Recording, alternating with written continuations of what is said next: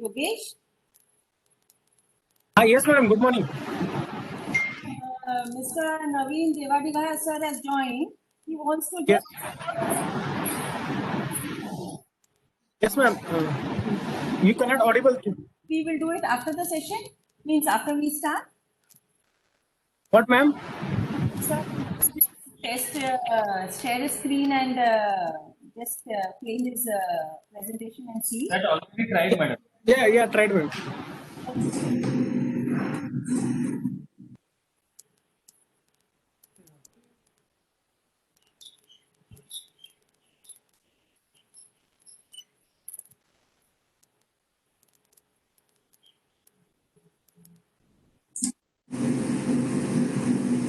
Hi, hello, good morning, madam.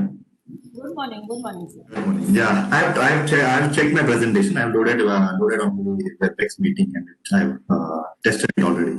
It is working fine. Yeah.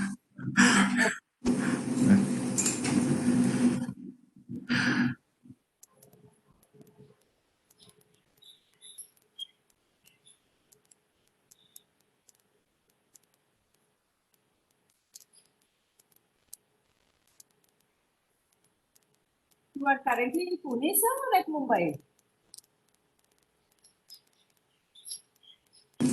I'm in Mumbai, madam. I'm currently at my office. So we are now actually avoiding any travel and so we are not visiting customers now. So we have stopped traveling and visiting customers. Okay.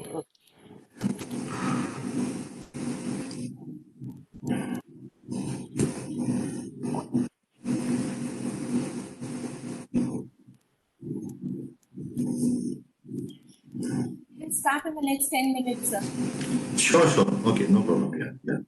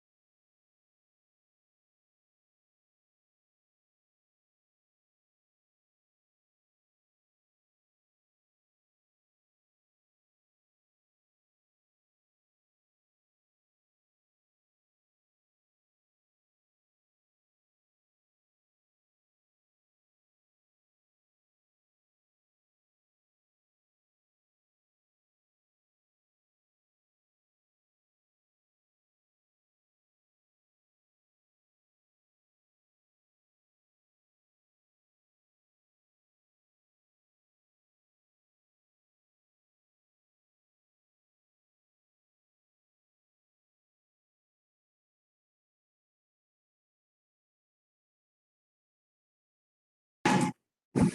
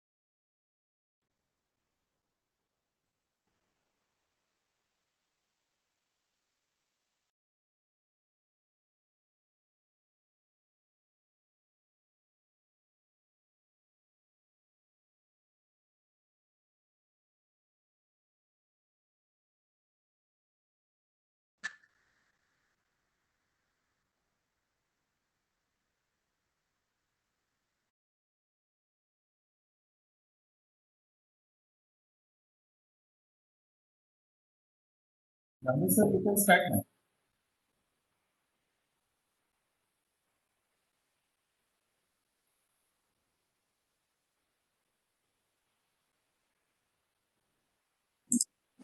Okay, sure. Please bear with me for some time. I'll start sharing the content. Can you allow me to share the screen? Sir, your session will be start within next 10 minutes. Before that, we are having some.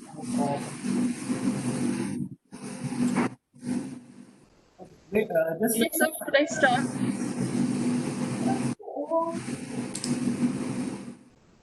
Sorry, pardon me. Should I start with the session now? Yeah, sure.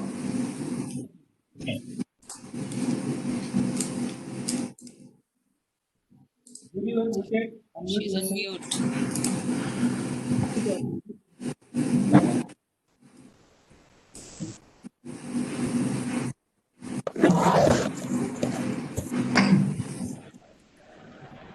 Learning is not attained by chance, must be sought for with ardor and attended to with diligence.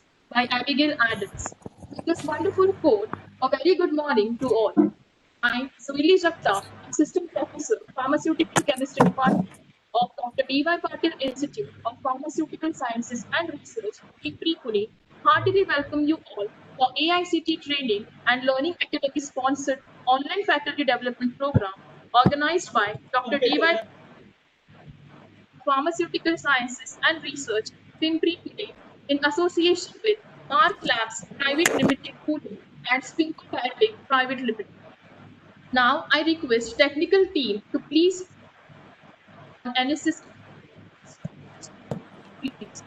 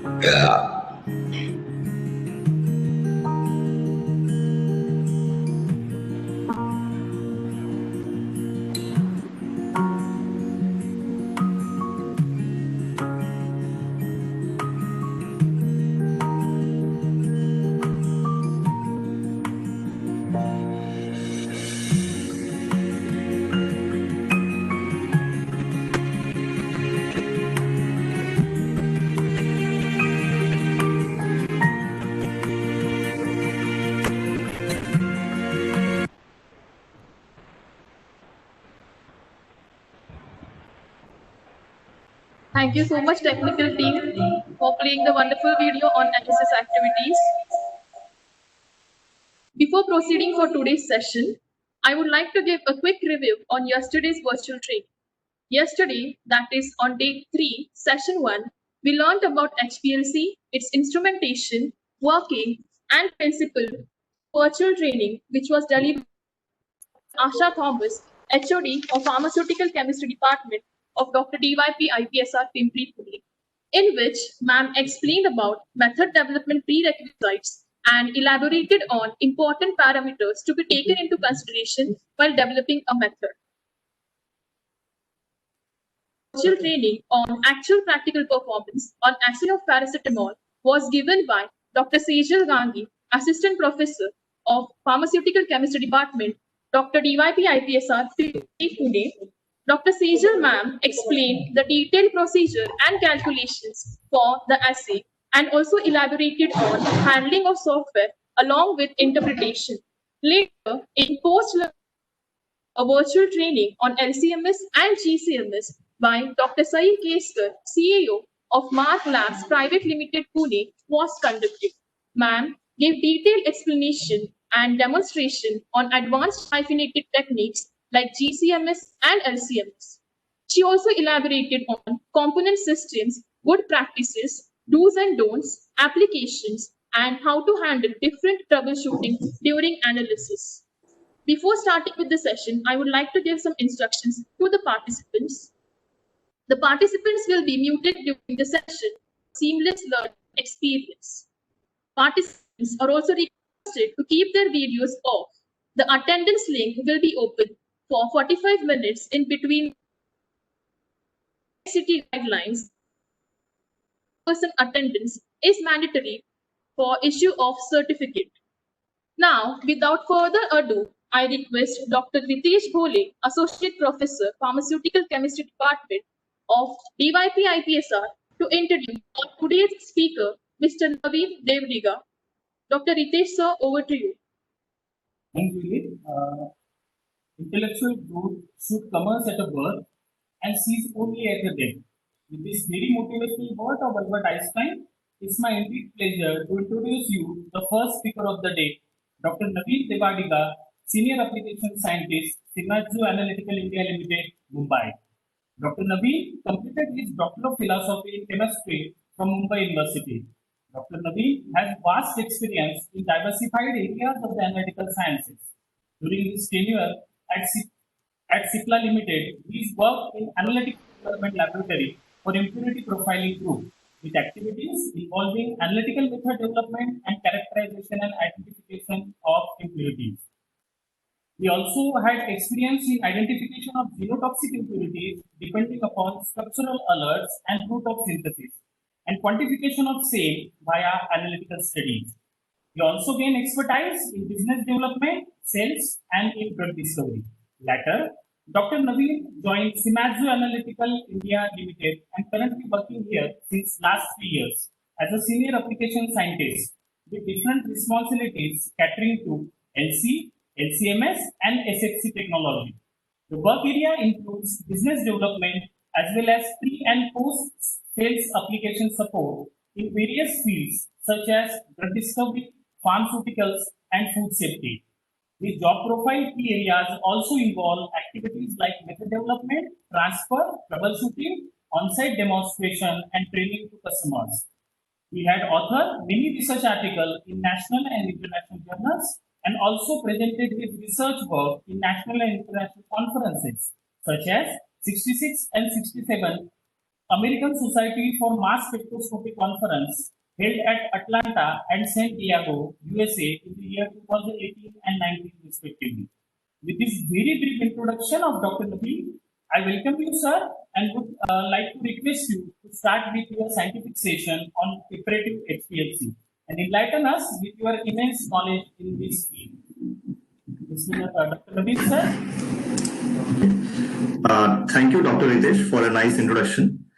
Okay, and I would like to thank Dr. Patil Institute also for giving us the opportunity to present on the pharmaceutical on the preparative LC for the application in the pharmaceutical industry. So please bear with me for some time. I will start sharing my content.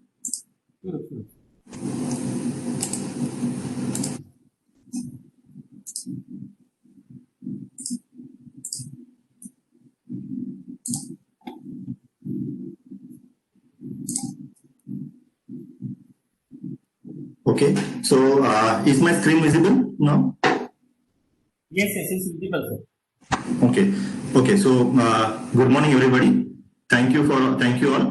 I'll be presenting on Nextera Preparative HPLC system. Okay. To begin with, I will just brief you about the content of my presentation. So I will be covering majorly the 4 basic topics. Firstly, I will be explaining on the basics of preparative HPLC, what is actually preparative HPLC, and then later on we will move on to the familiarization of hardware, where we will understand the instrumentation which is required for preparative HPLC, and then we will continue with the scaling up of the method, which will include the method development which is required for preparative LC method creation. Okay, and then lastly, I will be covering on the fractionation, which is the most important step in the preparative HPLC, which will actually wherein we will be performing the isolation and purification of the compound. So these 4 topics I will be covering basically. Let me start with the first topic in understanding the prepared HPLC. So as I came to know that in the previous session, the topics related to HPLC and chromatography have already been covered. So you all may be very well versed with the HPLC chromatographic separation technology.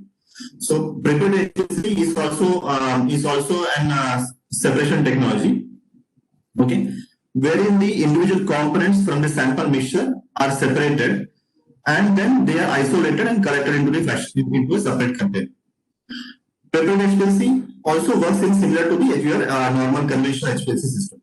Only difference is that we call the prepared HPLC actually as a big brother of HPLC, wherein everything gets scaled up, right from your injection volume, your column size, your flow rate, everything gets scaled up because we want to isolate the compound and we want to isolate the compound in a solid form. So we have to load more to get so that we can isolate more. Okay, as you can see in the image over here, we have different mixture of different color balls. Okay, different color balls. After chromatographic separation, the targeted blue color balls are separated with the help of chromatographic separation, and then with the help of a fraction corrector, these targeted blue balls are then isolated and collected into a separate container. Okay. There are when we perform preparative HPLC analysis, we come across 2 main terminologies: purification and isolation.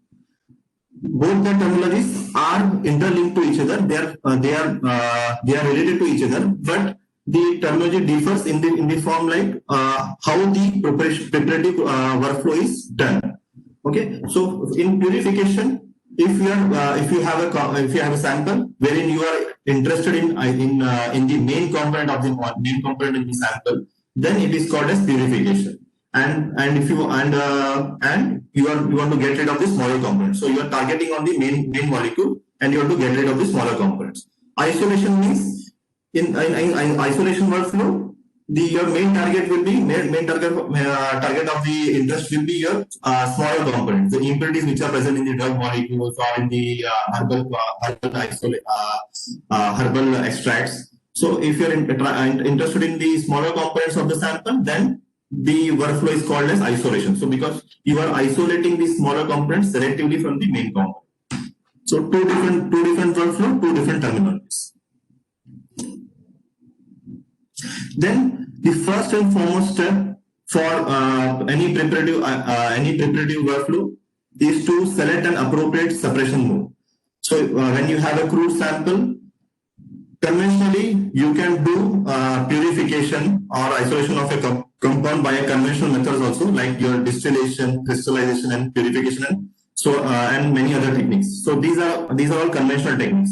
But nowadays in the industry, we have many advanced techniques which are basically fundamentally which are based on the chromatographic separation. That why industries are preferring chromatographic separation is basically because all these distillation and crystallization filtration techniques, which are conventional mode of separation, lack in few characteristics. Like they lack in sensitivity, they lack in selectivity also, And then if you have a complex mixture of sample wherein you have where you have multiple components in the sample and you want to selectively isolate one component from the complex mixture, it becomes a challenging task with all this conventional technology. So in these days, chromatographic separation is mostly used for purification and isolation. In chromatography, if you see, these four technologies are majorly used in the industry. So reverse phase chromatography, normal phase chromatography, supercritical fluid chromatography, and size exclusion chromatography technique is mostly applied for purification and isolation of the compound. In reverse phase, most of the time, the samples will be your organic compounds, and the mobile phase will be your aqueous and will be a mixture of aqueous and organic components, and we can add additives also to the mobile phase to get better separation. Whereas in normal phase, wherein the targeted molecules are mostly lipophilic compounds, which such as oils, fats, and lipids, for purification of these compounds, normal phase chromatography is mostly used. And in this normal phase, organic solvents are mostly used as a mobile phase. Then we have a supercritical fluid chromatography, which is a recently developed one, which is the latest technology. It's a big technology actually. Now more and more industries are adopting to the supercritical fluid chromatography separation, wherein they want to mostly when they have chiral compounds to separate the enantiomers. For those samples, supercritical SLC technology is a preferred choice in the industry. So the mobile phase consists of supercritical liquid, which is mostly supercritical CO2, and there will be an organic modifier like methanol or ACN will be used as an organic modifier to enhance the separation of the components.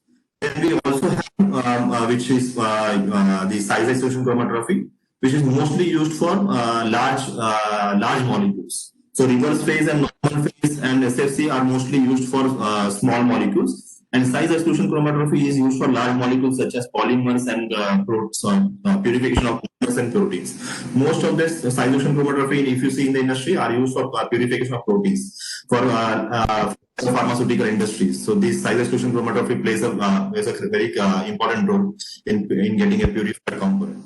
So in this also, if you see the mobile phase composition includes the aqueous and the combination of aqueous and organic solvents.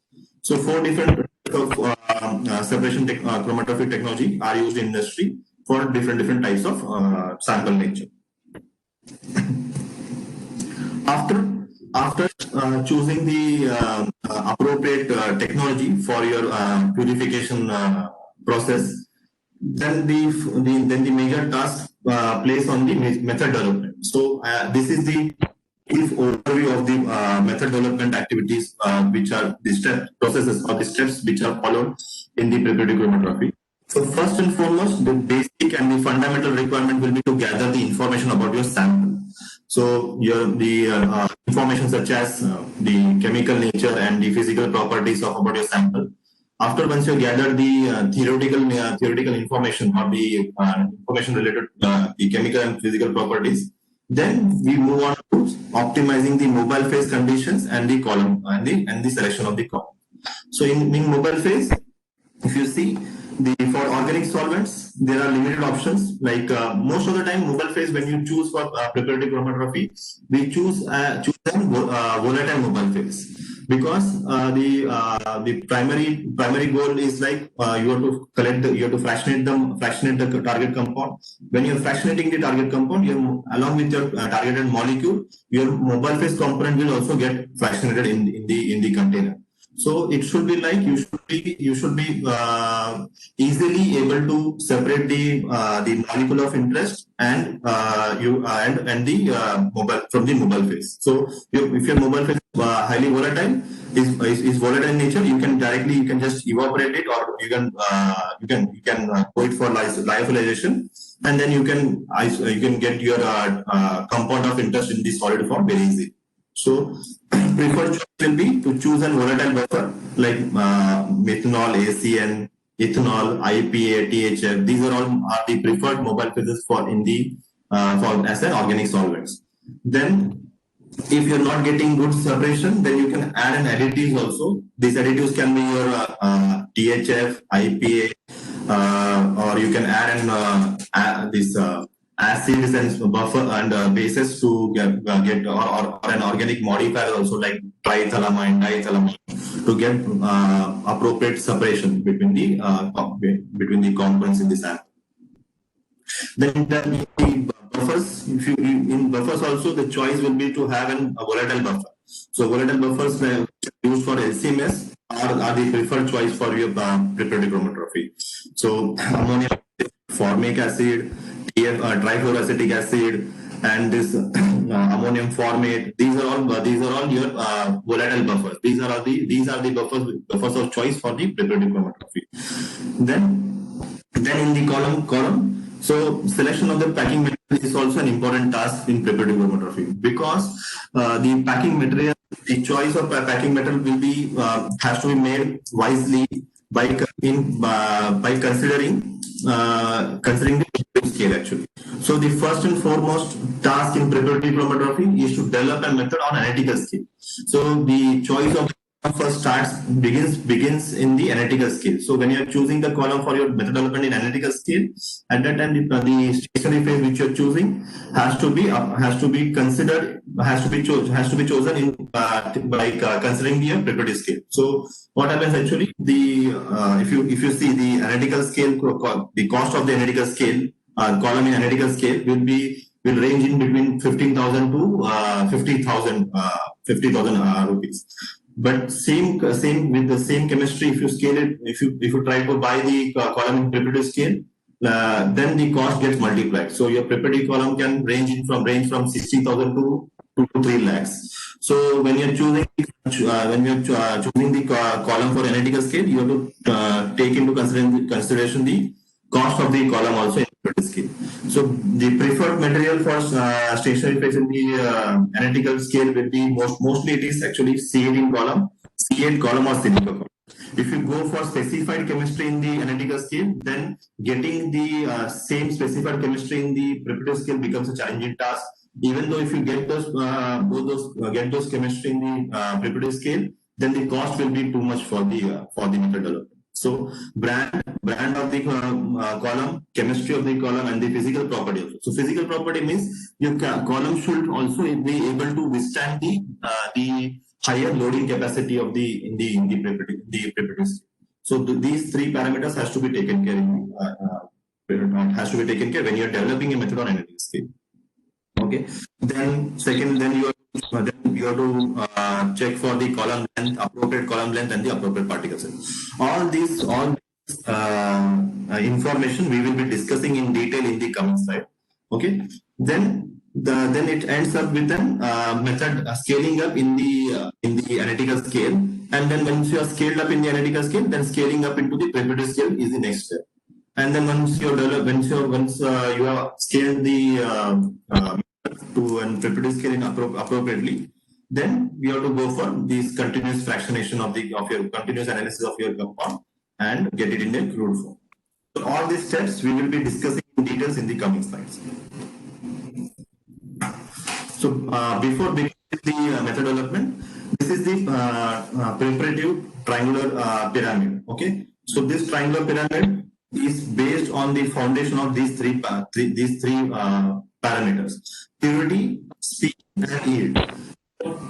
Since the main fundamental target of a preparative chromatography is to get a compound in purified form, you need to have a highly pure compound. You have to get a highly pure compound, and also you need to have a good yield also, because you cannot lose on your compound. So you need to have a good yield also, and with these two also you have to consider the speed also, because you are operating your instrument at a very high scale. That means you are operating the instrument with a very high flow rate. You are loading so much of compound. So the solvent consumption and this sample consumption is also very high. So the method should be short and speed also. It should have speed also. So with less number of runs, you should be able to get more pure compound and with more yield. Okay. So if you consider purity, the challenge with purity will be like if you want to have if your separation is not proper. Okay, if the separation between the compounds are not proper, then you will have to go for longer runs so that your peaks are well separated from each other. Or else, if you are not, if the nature of the sample is so that the components, the closing rating compound doesn't separate from your target molecule, then the next step could be you to go for a hard cut. Hard cut means you can cut the peak of interest and you can isolate the peak in a purified form. But only thing is that when you go for hard cut, you will be compromising on the yield. So sometimes it becomes a challenging task to have purity and yield in hand. So based on your method development, you have to have a wise choice between the purity and yield. Okay, if you are able, then for yield, if you see, sometimes it's become a challenging task also with respect to sample nature. Also, your sample is of such has a chemistry like that it is not soluble, it is not highly soluble in any solvent. So it becomes a challenging task to load more into the column. So you have to go for purification. In that case, your yield will be compromised. So sample nature is such that it is not so highly easily soluble, then yield becomes compromised. And also, if your separation between the peaks are not proper, then in that case you will have to go for hard cut, and then the yield also will be lost. So sometimes it becomes a challenging task. You have to choose between either the two. Either you have to have pure compound, or you have to have an appropriate yield. If you are able to develop a method which gives you all the three capabilities like purity, yield, and speed, then it's the best method. Okay. And during the explanation, as I mentioned you, all these three things are dependent on separation of the component of the peak components of the sample from your target molecule. That means you should have a good resolution between the components in your sample. So all the three fundamental things, purity, yield, and speed, is basically governed by your resolution. So the fundamental task of method development should be to have resolution between the components of the component.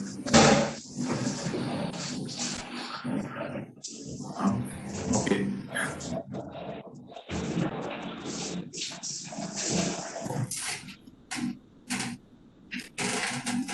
So next, the general rules which has to be followed.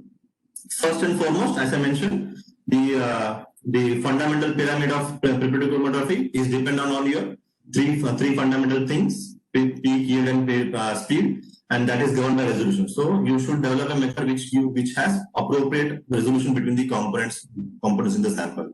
Then you should be able to load maximum amount of the sample, appropriate amount of the sample into the column. And third thing is you must consider that you must use the smallest column column possible for your method development. Reason being that if you are using the smallest column, it reduces the peak volume. That means the sample band will not be dispersed in the column. So you will get sharper peaks and you will have better resolution. Second, by using small column, your runtime will be short and your speed of your preparative workflow will be increased. And also the small columns cost you less and consumes less solvent also. So for larger size column, you have to have higher flow rate. For smaller columns, the cost will also be reduced and your solvent conversion will also be reduced. So these are the three basic rules which an analyst needs to consider before starting a method development for the preparative scale. This is the general workflow which is followed in the preparative chromatography. So first and foremost task will be to develop a method on the analytical scale. Why analytical scale? Because if you develop the method on a preparative scale, the cost of the method development will be very high because you will be loading more. The flow rate is very high. So it is not at all logical to develop a method on a preparative scale. So your method development should you should always start with the method development in analytical scale. Develop a method, optimize the conditions which are required for separation of the component in analytical scale. If you're able to get the desired separation, okay, then you have to scale the method on an analytical scale itself. So you have to increase the flow rate and increase the loading amount on the analytical scale, and then check how much maximum you can load it on the analytical scale. So once you have optimized the condition, the loading scale on the analytical scale, then you have to scale it up to your preparative scale. Okay. Once you have the scaling up to the preparative level is the preparative level can be done with the help of some equations, which I will be showing you in the coming slide. With the help of those equations, you can scale it up to a preparative level. And then once you have once you have performed one single run, you have to perform one single run and you have to check whether you are able to get a purified fractions or not. Okay, and this checking of the purified fraction is done again by your HPLC analysis. The fractions are collected. The targeted fractions are then reinjected into an analytical HPLC, and we have to check the purity. How much pure is the compound? If you are able to get desired purity of the compound collected fractions, then you move on for repeated fractionation and your collection of your targeted molecule. So if you see, the start of your preparative workflow begins with an analytical scale and ends with an analytical scale also. This is the scenario in the industry. The synthetic chemist will synthesize the molecule, and that synthesized molecule will be handed over to an analytical chemist. The analytical chemist will first check the sample on an analytical scale. Once the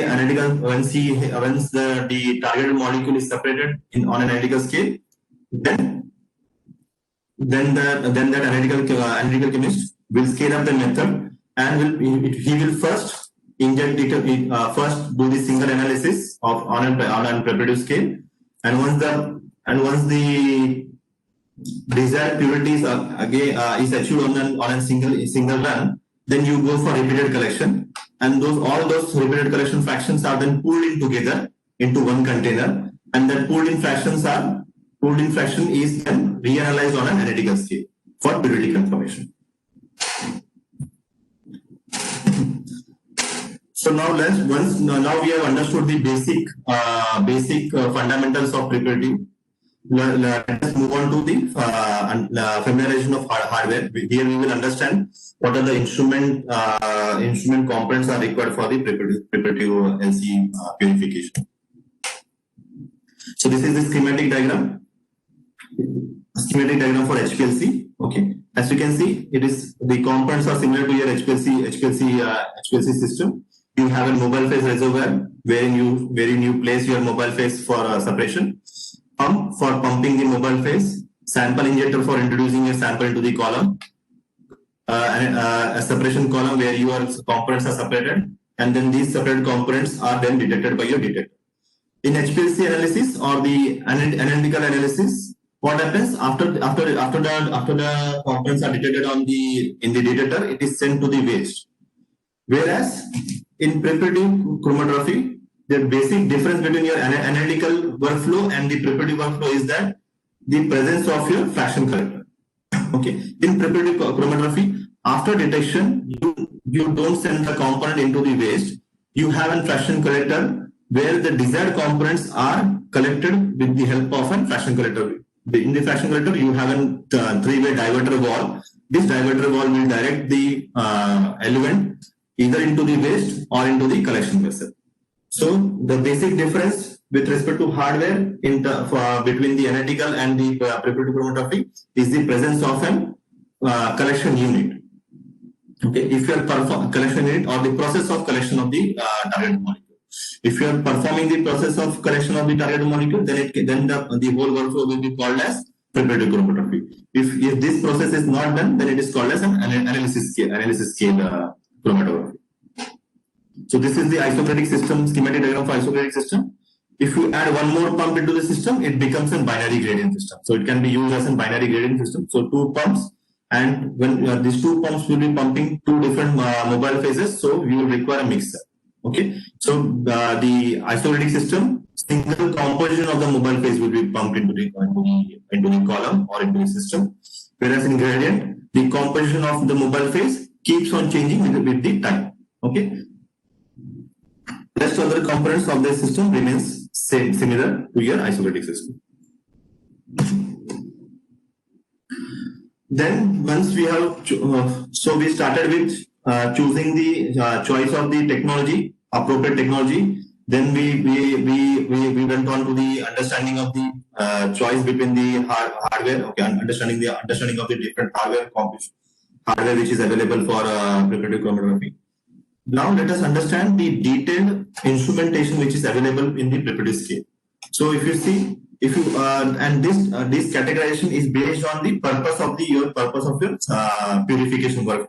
So if your purification workflow targets mostly on the fractionation for structural analysis, like you want to, if you have an impurity in your sample and you want to just go for the identification of that molecule, so you don't require an heavy scale purification system. So in this type of workflow, the fractionation will be in few milligrams. So your conventional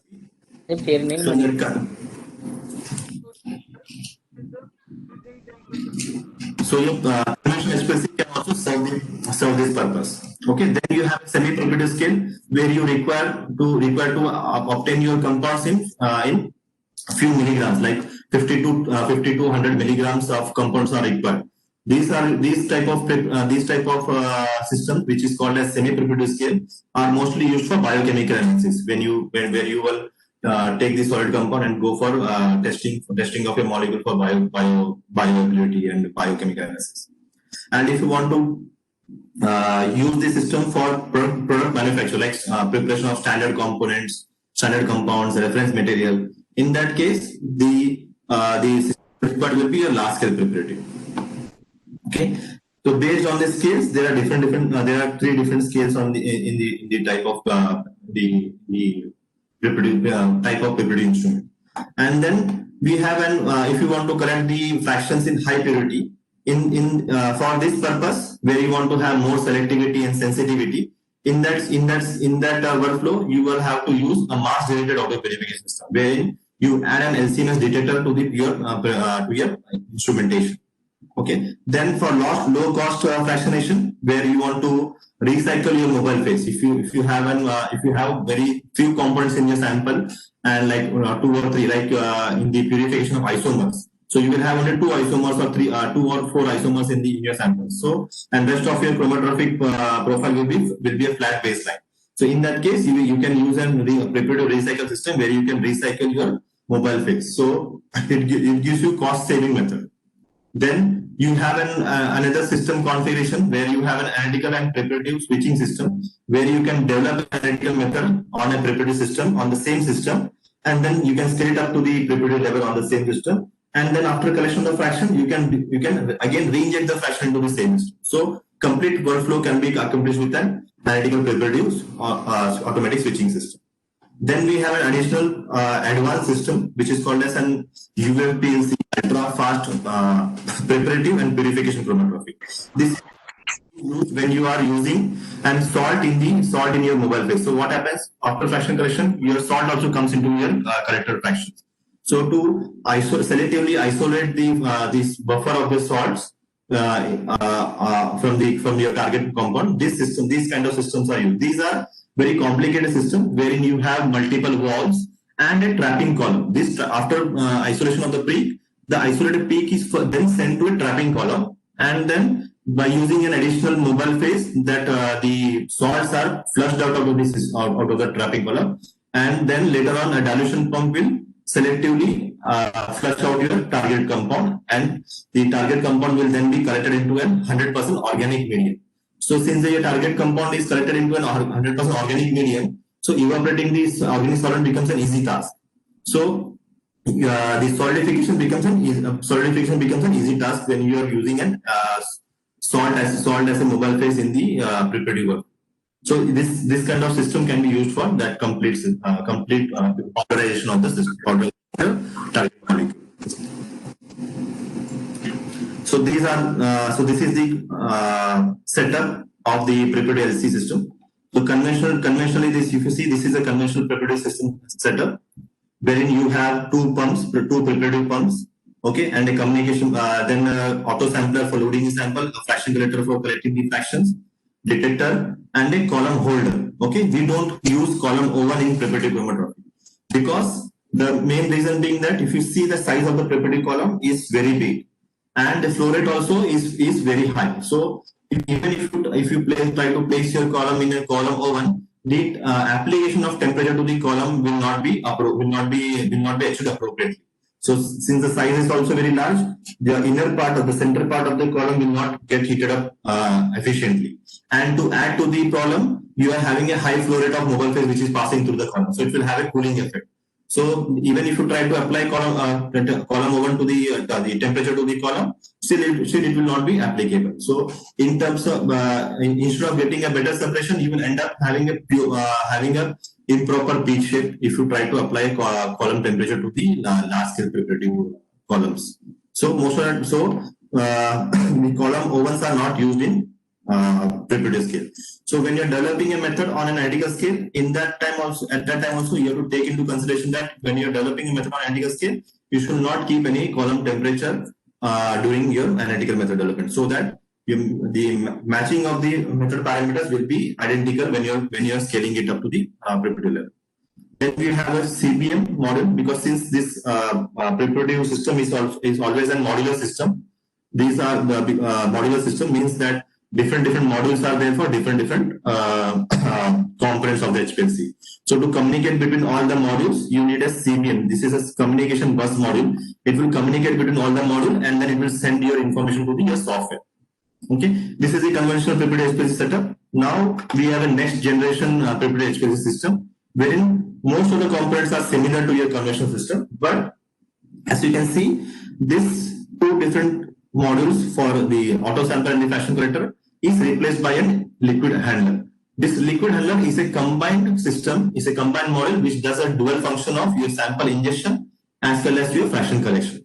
So this single module can do sample ingestion as well as fraction collection. So I don't know why it is called as next generation, because it has many advanced features. So advanced features like you can do ingestion from any type of container, and you can do fraction collection in any type of container. So you right from your vial of 1.5 ml capacity to bottles of 1 liter capacity, you can do ingestion from any container. And you can do fraction collector in any type of container. So you can do fraction collection in your 1.5 ml vial also. You can do fraction collection in your 1 liter bottle also. And then additionally, the same system can do your analytical workflow also. It can do your preparative workflow also. And also after collection of the fractions into test tube, this same system will re-inject the collected fractions for periodic checking also. So it has all the capabilities. And additionally, this system comes with a multiple detector facility. So you have options for 4 detectors. So all the 4 detectors can be connected simultaneously at a time, and you can monitor the signal of the preparative workflow. Additionally, then this system comes with a sample rescue feature also. So if you're doing analysis, if your sample your analysis get interrupted, the samples can be recovered, because your samples for preparative systems are very precious, because you will be performing the reaction for one time and you will be having limited sample only. So in that case, if your instrument get interrupted, you will lose the sample. So with this next generation system, the system itself has a sample recovery feature. So it will automatically recover if the instrument gets interrupted, it will automatically recover back your sample, and you can re-inject the recovered sample into the system. Then, with the pump in the system, if you see, for preparative scale, there are 2 different pumps for 2 different scales. So semi-preparative pump, which can pump up to 20 ml per minute, and then we have an large scale preparative pump, which can pump mobile phase up to 150 ml per minute. In the choice of detector, mostly if you see for preparative chromatography, these 4 types of detector are only used. The absorbance detector, either it will be UV or PDA detector. Then we have a choice for RLA detector, where for non-chromophoric molecules, you have option for RLA detector. Then you have option for ESD detector, and you have mass spec detector also. The ESD and mass spec are distributed detectors, so these type of detectors cannot be connected in series in the preparative work. So it has to be connected in a parallel line. I will explain you in detail about this thing. So if you can see, so this was your actual setup of your normal standard preparative system. If you connect an ESD or a mass spectrometer detector, you have to collect it in a parallel mode. So you will require a splitter over here. This splitter will split the flow because this mass spectrometer detector and LSD detector is a distributed detector. Once you send the sample into the LSD and mass spectrometer detector, you will not be able to recover the component. So, so you have to split the flow, and very small portion of your element has to be sent into the mass spectrometer, and large portion has to be sent to your fraction collector. So if you have a flow rate of 20 ml per minute, so 0.2 ml, 0.1 ml or 0.1 will be sent to the mass spectrometer detector, and the rest of the flow rate like 9.2 ml will be sent to your fraction collector. Okay, this is a delay volume because since your mass spectrometer detector and LSD detector are connected separately, the small fraction will reach the detector a little bit late. So what we do, we add an additional makeup pump over here, and we push the liquid into the mass spectrometer detector and LSD detector. Okay. So this is the setup of MDAP system or an LSD or an MDAP system. So but it is an advanced system. LSD and mass spectrometer detector, you get more selectivity and high purity fractions. So this is the comparison between your analytical HPLC and your prepared HPLC. If you see, the major difference between the flow rate is with HPLC you can go up to 10 ml per minute, with prepared you can go up to 150 ml per minute. And the column size is also of larger dimension. With prepared HPLC, the column size will take up to 50 mm ID also. And with HPLC, it is maximum up to 4.6 mm.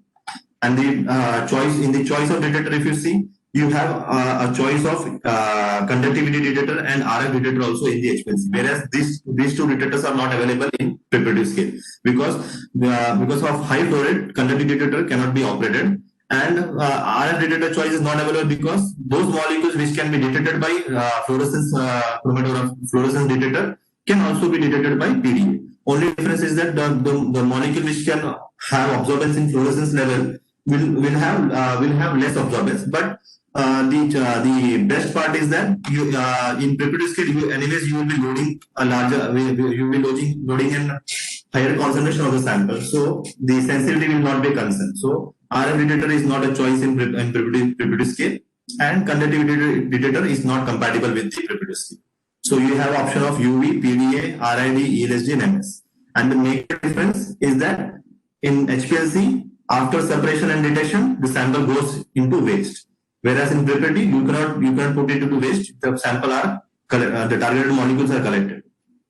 Okay.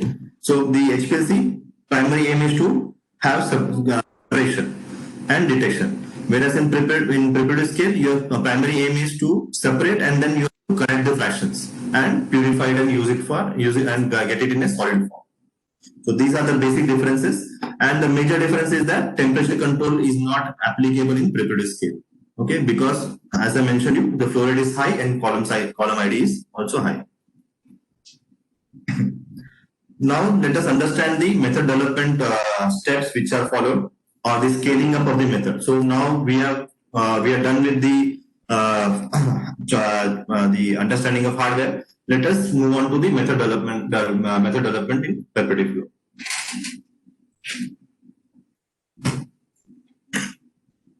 In scaling of method, you have to the first task will be to choose an appropriate scale. So you can do preparative chromatography in analytical scale as well. You can do preparative chromatography in large scale preparative as well. So if a targeted fraction collection is not high, so if you want to collect only 2 milligram or 10 milligram of a compound, then you can do preparative workflow in analytical scale as well.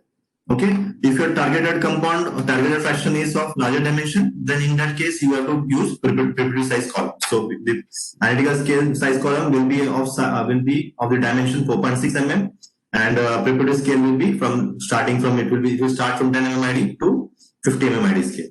So if you want to get more, then you will have to load more.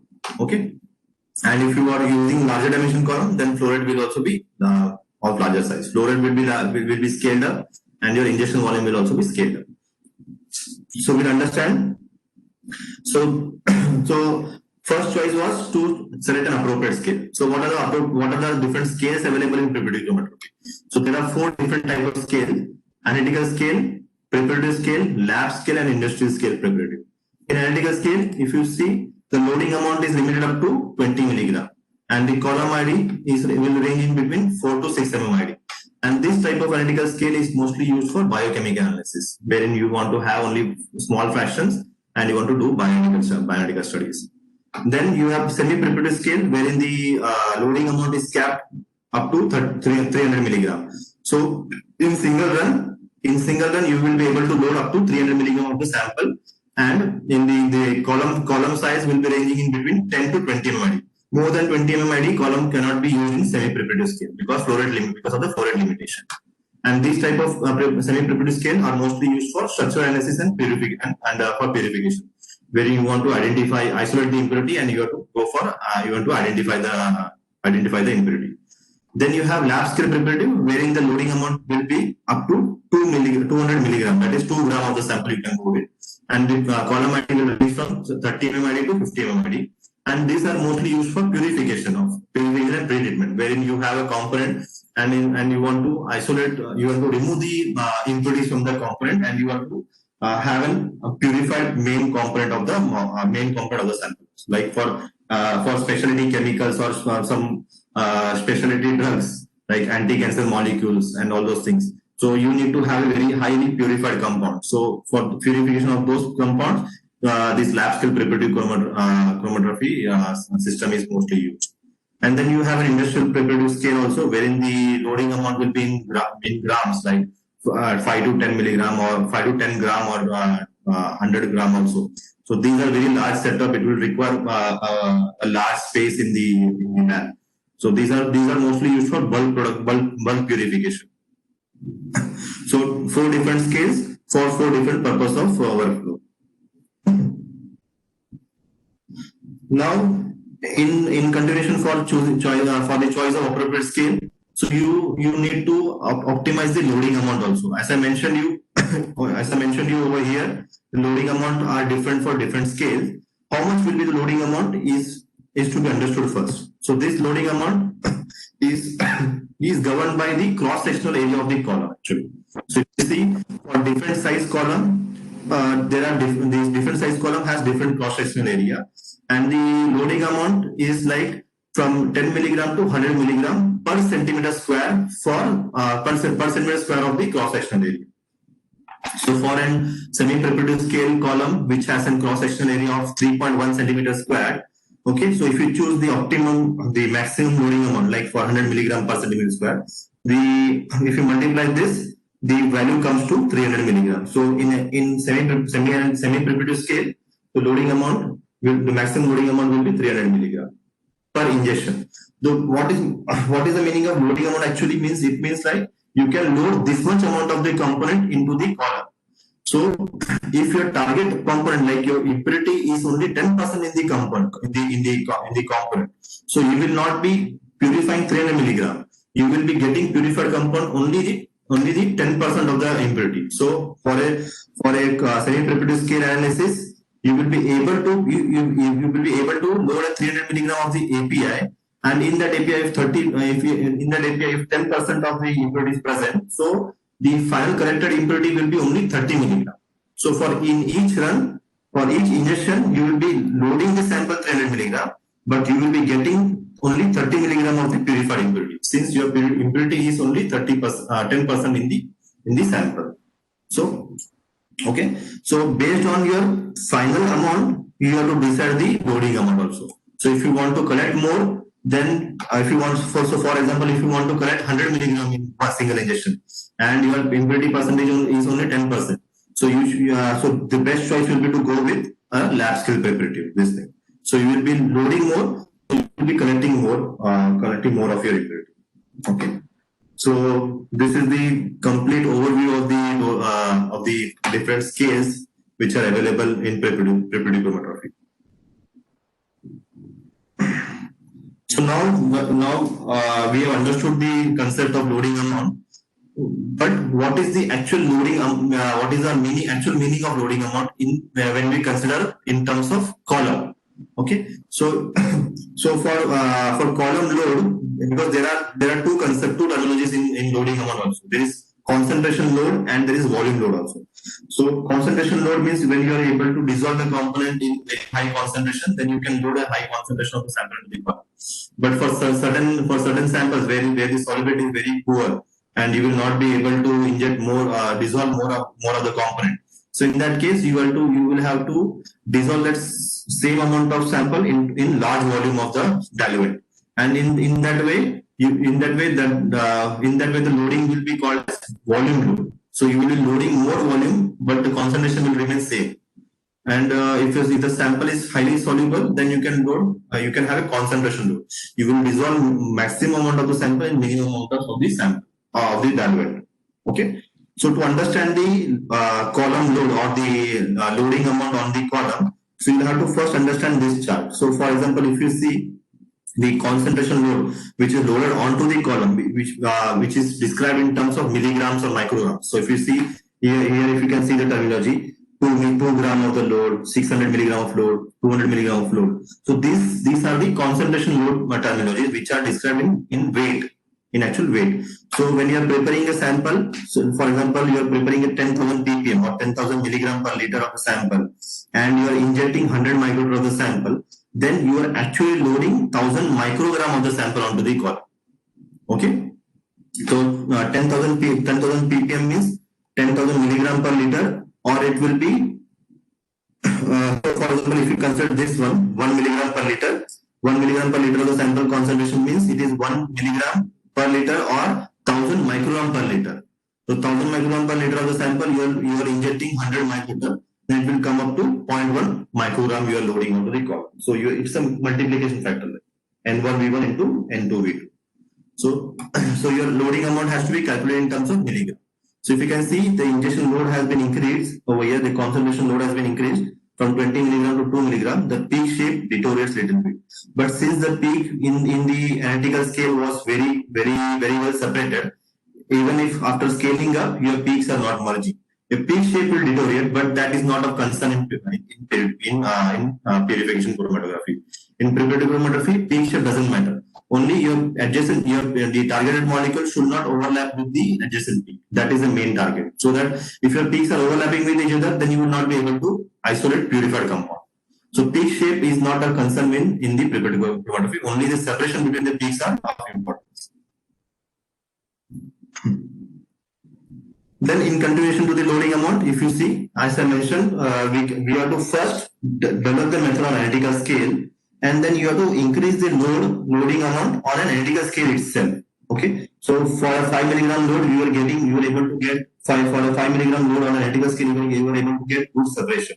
Then as you increase the loading amount, okay, from 5 milligram, this is actually 10 milligram load. So from 5 milligram to 10 milligram, and then from 10 milligram to 25 milligram, okay, and then this is then from 25 milligram to 50 milligram. Here your injection volume has been increased, so the actual volume load on the column will be 10 milligram. So as you go on increasing the injection volume, you can see the peak shape goes on deteriorating and your peaks are overlapping. So on an analytical scale, this is not a good loading amount. So the appropriate loading amount will be on an analytical scale will be 50 microgram of injection volume or 25 milligram of the targeted component. So the first and foremost target will be to achieve the separation on analytical scale, then increase the loading amount on an analytical scale and check how much up to how much concentration you are able to get good separation between the base to base separation between the peaks. Okay, and then when you have to optimize the loading amount on an analytical scale, for example, this is the appropriate loading amount, then you have to go for scaling up onto the preparative scale. For scaling up on the preparative scale, first and foremost you have to take into consideration about the column also. So dimension, the length of the column, because if you have a larger dimension column, you will be able to go more. Okay, but the preferred will be to use the shortest column possible with an appropriate loading. So if you increase the length, then what happens actually, the back pressure of the column will also increase. Okay, and by increasing the length, your resolution will also increase. That is a good part, but by just for increasing the resolution, but it will also lead to increasing back pressure also. But and additionally, the cost of the column will also increase. And then if you are choosing shorter column, then speed of the column will be the speed of the method will be smaller, will be fast, and the back pressure will be also be less. And the choice of column packing, if you see, you have to the packing method or the stationary phase, you have to should be simple and easily available. And the particle size also should be appropriate. For particle size, you can see over here in the graph, as the particle size goes on decreasing, okay, the resolution goes on increasing, okay. But this resolution after certain dimension of the particle size doesn't increase that much. It remains constant actually. So decreasing the particle size drastically also will not help in achieving good resolution. So appropriate particle size has to be chosen for good resolution. So that, because what happens as the particle size decreases, the cost of the column increases. So the column with 15 micron particle size will cost you very less. It will be half or more than half of the price of the 5 micron particle size. So based on your separation, if the components are not well separated or closely eluding, then you can choose a 5 micron column. 3 micron columns are never recommended in preparative because of high back pressure, and the cost of the column will also be very high. If your components are very well separated and base to be separated, then you can go for a 10 micron particle size or 50 micron particle size. As you can see in the chromatogram over here, with the closely related compounds are well separated with the help of when you are using a 5 micron column. If you are using a 15 micron column, the closely relating peaks are merging with each other. So if the choice has to be made by the user or the method developer. If you're having components which are closely related to each other, then you have to choose a 5 micron column. Or if the peaks are very well separated, then you should always opt for a 15 micron column, because 50 micron column will have less cost, and also it will have a less tendency to clogging also. 15 micron particle columns will get easily clogged and will easily get damaged also. Okay, so only critical for critical separation you must choose 5 micron column. For general separation, well separated component, you can use 10 micron or 15 micron column. Then another parameter which needs to be taken care is the choice of sample solvent. Sample solvent, or we generally call it as diluent. The choice of diluent which is used for dissolving this sample has to be appropriate. So if you can see in the graph over here, if you use a sample solvent 100% methanol, your sample will be easily dissolved. But only thing is that as the injection volume increases, your theoretical plate goes on decreasing. Okay, as the theoretical plate goes on decreasing means your peak shape will deteriorate and the separation between the components will also deteriorate. If you're in the opposite side, if you're using 100% water, 100% methanol means it is a strong eluting solvent. 100% water means water is a very weak eluting solvent. Okay, polar in nature, so it is a weak eluting solvent. So weak eluting solvent, even if the injection volume is increasing, it will not lose the theoretical plate. Okay, it will not lose the resolution. But the disadvantage is that many of the components are not easily soluble in water. So what you can do, we can have a choice of choice of having a sample solvent which is in between these two strength of the solvent. So you can mix together these two solvents and prepare a composition, and you can get a appropriate resolution also. So when you're using a 70-30 mixture of methanol and water in this scenario, you will be able to get good resolution even when you're injecting high concentration of the sample.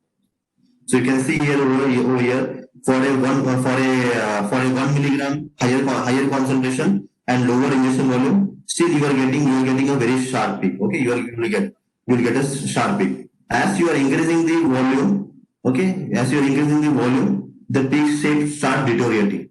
Okay, with even higher volume, higher injection volume, the peaks deteriorate so much that it has a tailing and fronting.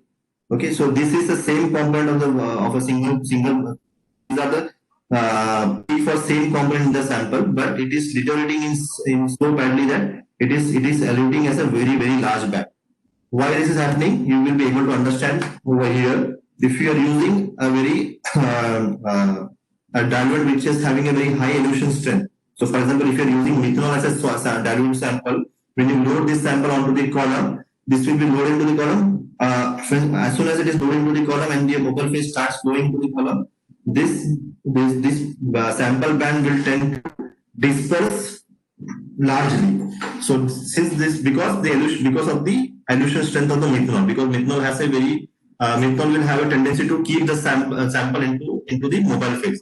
So as the sample remains in the mobile phase because of the presence of the methanol, so peak band will get dispersed. Okay, these are the components of your same molecule, but the molecules become dispersed because of your high elution strength of the methanol.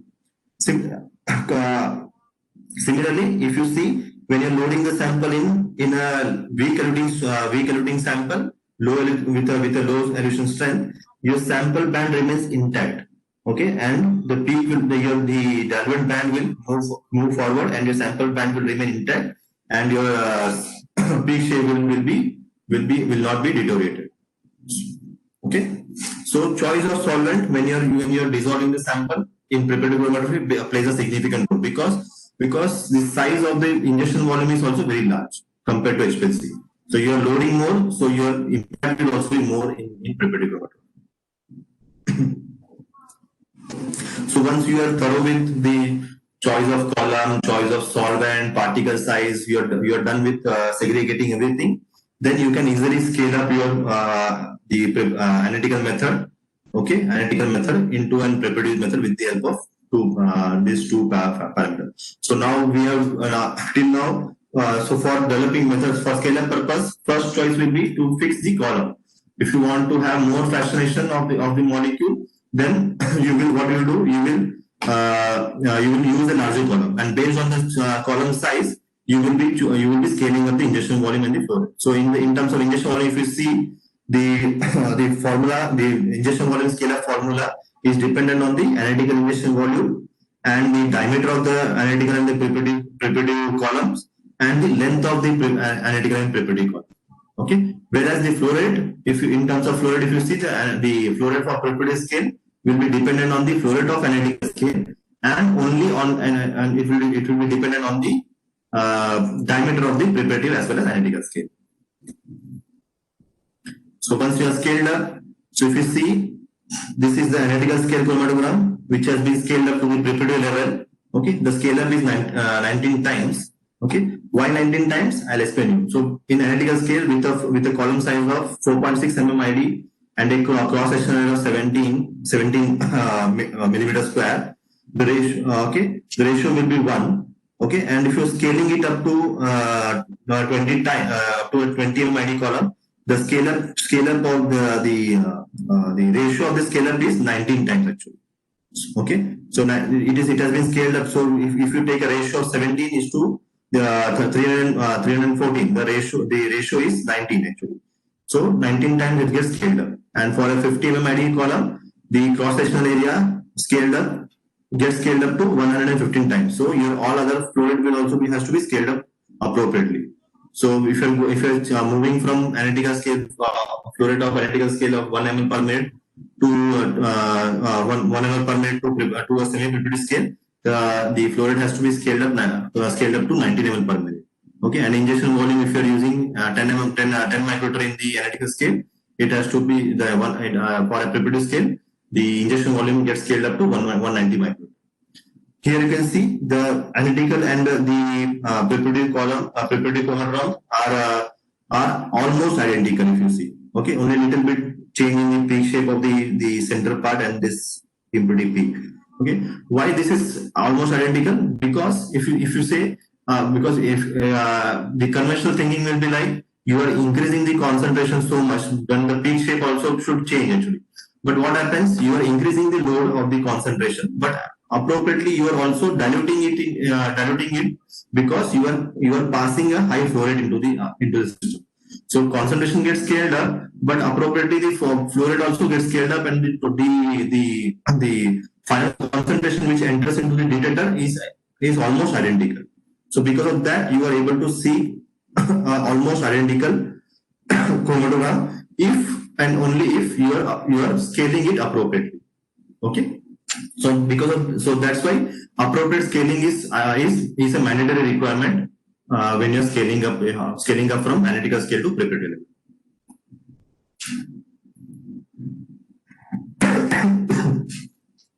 So this scaling up, if you see this formula which I explained you, this fits in properly when you have an isograding method, wherein the mobile phase composition doesn't change and it's a very simple mobile phase. It becomes a little bit complicated when you are using a gradient program. So how to scale up a gradient program? You can use this formula. So the preparative gradient time, your injection volume and flow rate can be scaled up with the previous equation. Only the preparative gradient time can be scaled up by using this equation. So preparative gradient time is dependent on the analytical gradient time and the preparative column volume and the analytical column volume and the flow rate. Okay, so you have to fill in this parameter and you can scale it. This preparative column volume, the column volume about the preparative level and the analytical level can be easily taken from the column vendor, or there are equations which can be used for calculating the column volume. It is easily you can calculate the column volume simply if I say it is just an volume of a cylinder. You can use it. If you want to calculate an appropriate column volume, then you have a specific formula also, or else your column manufacturer can provide you about the details about the column volume. Then once we are done with the method development, scaling up on analytical scale, scaling up on an preparative scale, then the next task will be to fractionate the column, fractionate the target compound. Before fractionating before going for the fractionation of the target compound, few things needs to be taken care, which I have actually already explained to you in the beginning. So when you want to have appropriate fractionation of the molecule, then you have to choose a non-volatile buffer, because if you are using salts, then these salts will also come into your fractions, and then separating the salt and the target compound becomes a tedious job. Okay, it will require additional post-column processing. So to avoid any additional post-column processing, you should always use a non-volatile. You should always avoid this non-volatile solvent. You must always use volatile solvent. By mistake, actually I have written wrong sentence for you. Okay, then a choice of ion pairing reagent should be avoided, because ion pairing reagent becomes a very difficult task to be removed after fractionation. So ion pairing reagent may bind to your molecule also, and it may convert your molecule also. It will form an ion pair with your targeted molecule. So your final molecule will come out as a salt of your target molecule. So the use of ion pairing should be mostly avoided when you are going for preparative chromatography. Okay, then fractionation, you should always try to fractionate your target compound in highly organic rich solvent. If you're collecting the fractions in very high proportion of water aqueous medium, then removing the water from the collected fractions becomes a very challenging task. Okay, or else you will have to go for advanced instrumentation like lyophilization, and lyophilization also takes a longer time. It takes about 2 to 3 days also sometimes to remove totally 100% organic solvent. Okay, and if you want to, after fractionation, the collected fraction, if you want to take it for further analysis like bioanalysis or bioassay, then you should always try to avoid toxic solvents such as THF and all those things. Toxic solvents, if they remain in the collected solid, okay, then these solvents will inhibit your bioassay study. Okay, so depending on your purpose of your workflow, you should always take into consideration all these things. So these are the precautionary measures which needs to be taken care. Then in the beginning, I had mentioned you about the hard cut. So what happens if you do? If you have a challenging sample and the components of sample are not separating, still not separating, then what you can do? You can do a hard cut. Hard cut means you can exclude the overlapping part of the chromatogram, and you can just collect the center part of the peak, and you can collect a purified form of your targeted molecule. So this way of fractionating the targeted molecule is called as hard cutting. Or else what you can do, you can collect the single peak into multiple fractions. Like multiple fractions is small fraction you can collect. One fraction one fraction of this region, second fraction of this region, third fraction of that center region. Then the fourth fraction you can collect in another test tube. Fifth test tube, in the fifth test tube you can collect the last part. So single peak can be collected into multiple test tubes, and then these fractions of the multiple test tube can be reinjected into the HPLC and checked for purity. And those fractions which are pure in nature can be clubbed together and can be used for further. So you can collect the purified component by doing multiple small fraction as well.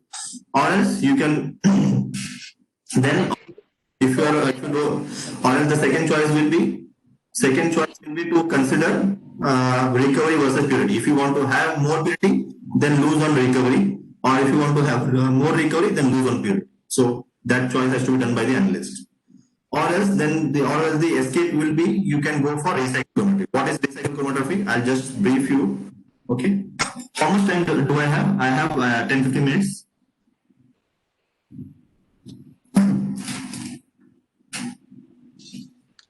Okay. So if your components are not well separated, then you can go for recycled chromatography. Recycling system means what happens?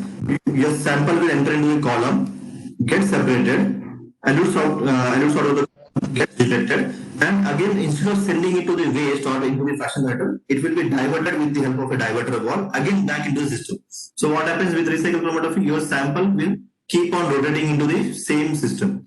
So what is the significance? You can improve this separation by increasing the length of the column, or you can increase the separation by connecting multiple columns in series. But since increasing the length of the column has a limitation, or connecting the multiple columns in series has a limitation, what you can recycle the same sample into the column multiple times. It will behave in a similar way as if you are increasing the length of the column, or you are sending your sample into series of column. So targetedly, the targeted molecule will be cut and will be sent to the column multiple times, and you get separation between your components. Second use of the recycling system is that you can recycle the mobile phase also. That region of the chromatograph which has a flat baseline over here, this region of the chromatograph can be recycled. This region of the mobile phase in the chromatograph will be recycled back and can be reused with the help of recycling. So this will depend what you are cutting. If you are cutting the peak and sending it into the system, it is called as sample recycling. Or if you are cutting the flat baseline of the chromatograph and sending it back to the bottle, then it is called as mobile phase recycling. How it works, you can understand from this chromatography. So for first injection, the peaks were not well separated. As you sent your sample multiple times into the chromatogram into the same system, your peaks got started to separate. And after fifth cycle and sixth cycle, your peaks are very well separated. So in this way, your recycling will help you in getting separate components. Only thing is that your time will increase. So here, if you see for single injection, it was actually hardly 7 minutes. That 7 minutes scaled up to 45 minutes. But the advantage is that you are able to get to the separate component, and you are able to get purified component. Then once we have understood all the three basics of preparative, we are familiar with the hardware, have understood the method development of preparative. Let us move on to the main task in chromatography, which is fractionation of the component. How to do the fractionation of the targeted component. So fractionation of the target components, we have to consider a few things like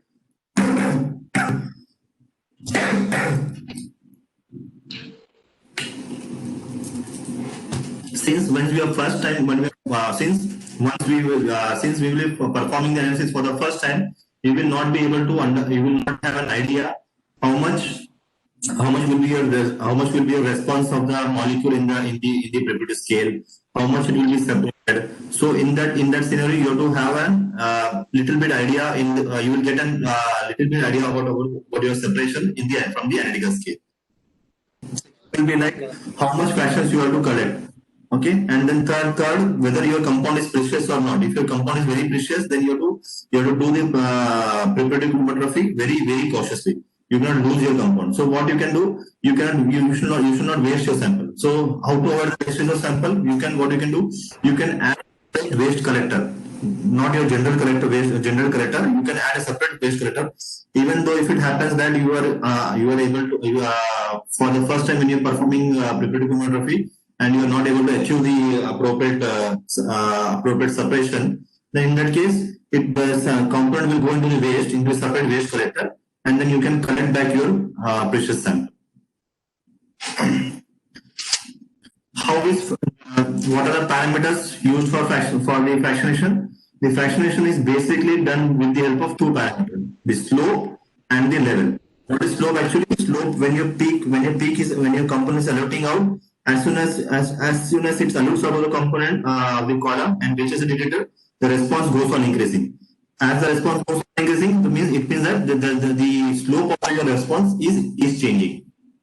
So your peak is detected by the front slope and the back slope. And you have a level also. So level is actually threshold of your intensity.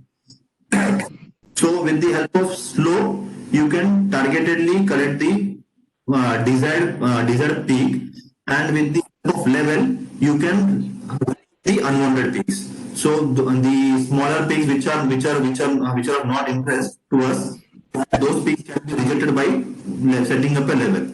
So in fractionation parameter, slope and level has to be fed, and by fitting this appropriate slope and level parameter, you will be able to collect the targeted molecule. Okay.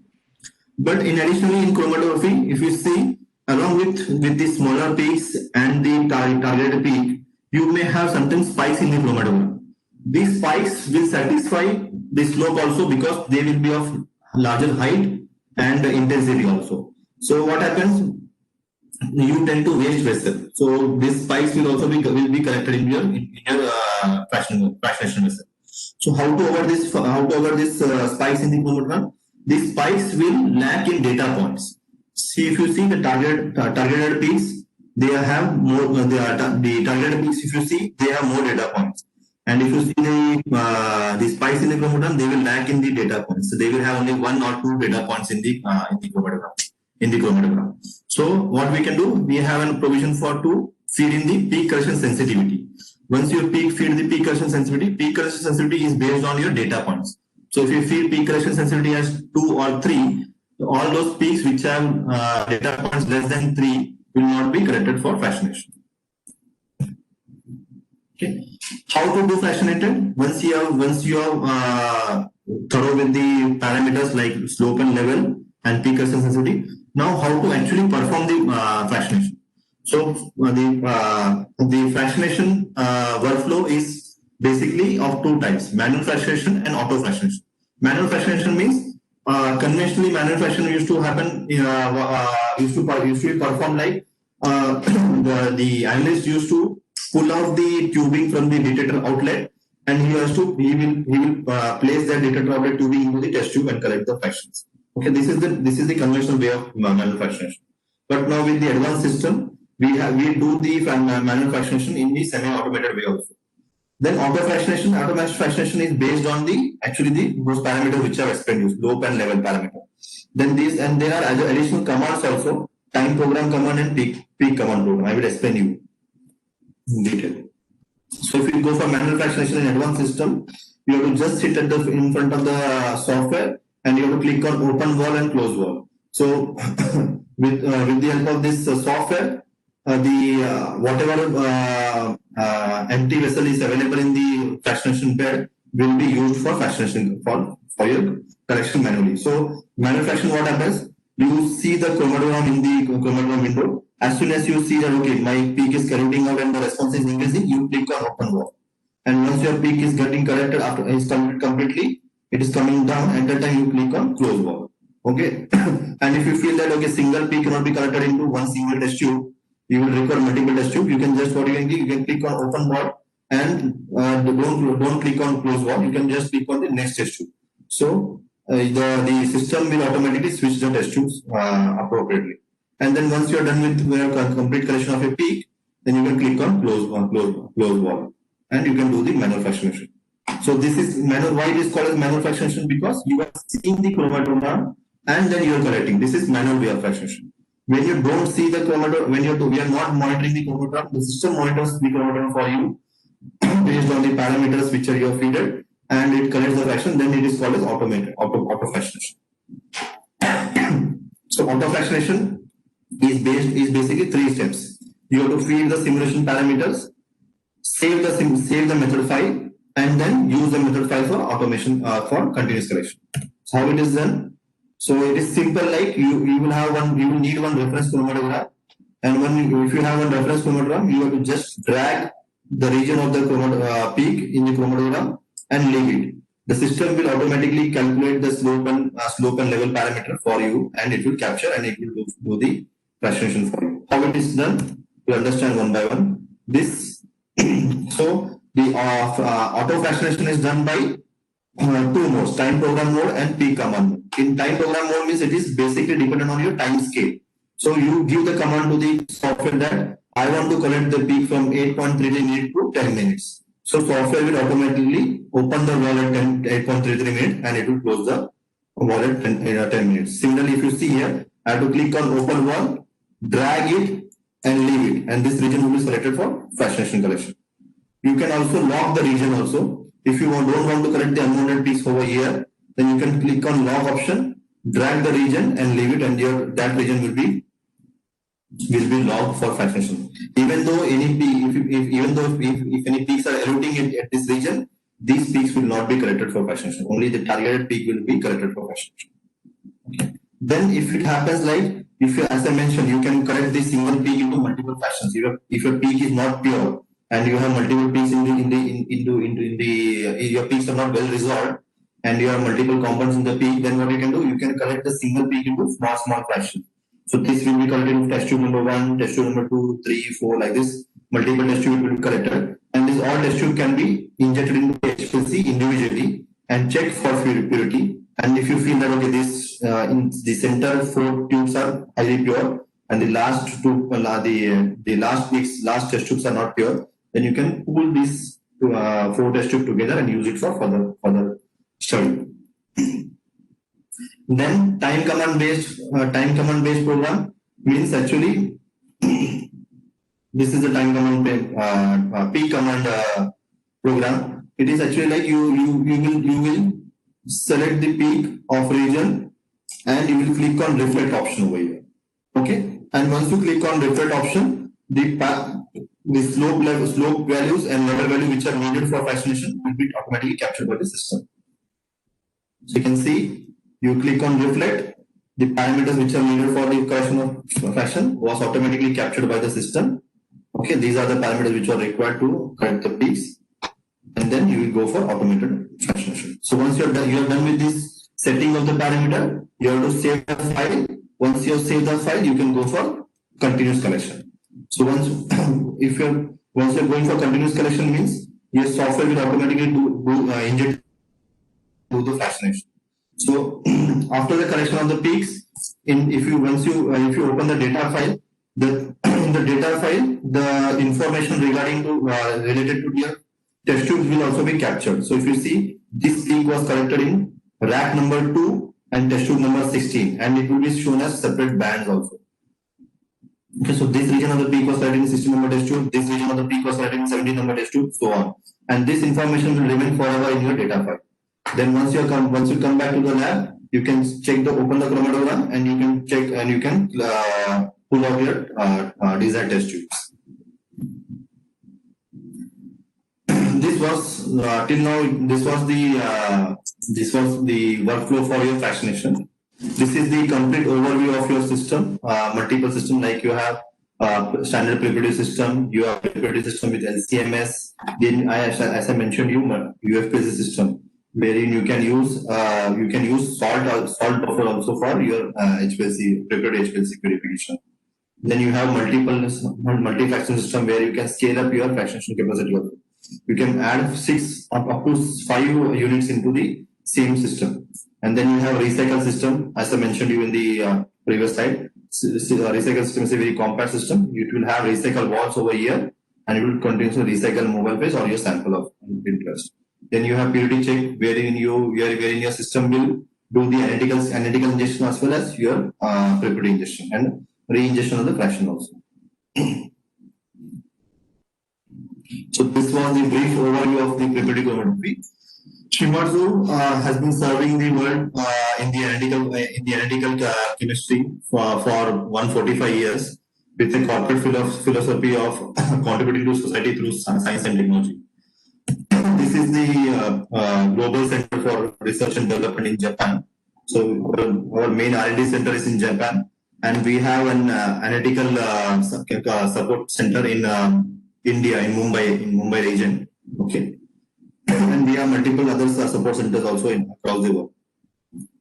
This is our lab, okay, customer support lab in Marul, Mumbai, Andheri. This is the LCMS lab equipped with each and every unit of different dimension of LCMS. Okay, and then this is the GCMS lab with the complete lineup of GC instrument. Then we have spectroscopy lab where you can have all the spectroscopy instrument right from your IR spectroscopy, UV spectroscopy, DSC, thermal analysis systems. All those instruments are placed in our spectroscopy lab. Then we have an ICP-MS and atomic absorption spectroscopy lab as well. Then we have a material testing lab also, where we have XRD instrument and tensile strength testing instrument also. Then we have a separate lab for total compliance network, where we have a setup of different instrument like LC chromatography instrument, your GC chromatography instrument, your spectroscopy instrument, and even your balances can be brought into a single network. So this was a brief overview of what our customer support lab. And with this, I would like to conclude my presentation. Sorry, actually, I think I have excluded some minutes given. Any questions? Thank you, sir. We have some questions in chat box. Okay. So shall we start with the question answer session? Sure. Okay. Yes. So the first question is, can you suggest preparative column from a column which are commercially available for academic research purpose and their cost range? Okay. So first and foremost, for the choice of column, the most preferred choice will be your C18 columns, the C18 chemistry column. And for if you want to go for academic research work, the preferred dimension will be 10 mmID or 20 mmID column with a 10 micron particle size.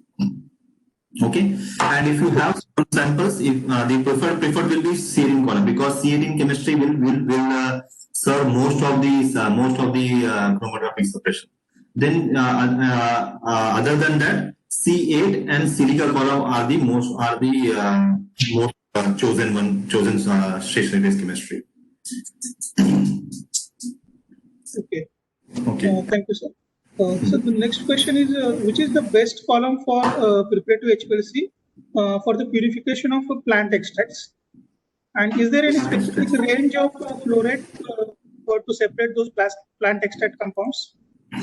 Yeah, mostly I have also seen from many of the publications and many of the research work, most of the herbal purification laboratory, they go with C18 chemistry for purification, because most of the components which are there in the plant extracts are mostly hydrophobic in nature. So for those hydrophobic nature molecules, C18 will be the best one. Okay, and flow rate will be because the choice of flow rate will be 20 ml per minute, because the system configuration which is mostly appropriate for the academic scale herbal purification is semi-preparative scale. Okay, 10 mmID and 20 mmID. So because 20 ml per minute flow rate will be will be not too much high for an academic research, because if you go for lab scale preparative, it will consume a lot of solvents and the operation cost will also be very high. So the appropriate scale for an academic research per research institute will be semi-preparative scale in terms of instrument wise, and in terms of for the semi-preparative scale, the choice of column will be 20 mmID and 10 mmID column, and the particle size will be mostly 10 micron particle size. Just an additional information, I can tell you that there are many manufacturers in the industry in the world also, which provide you DAC column, DAC column, which the meaning of it is that you can prepare your own column in your laboratory.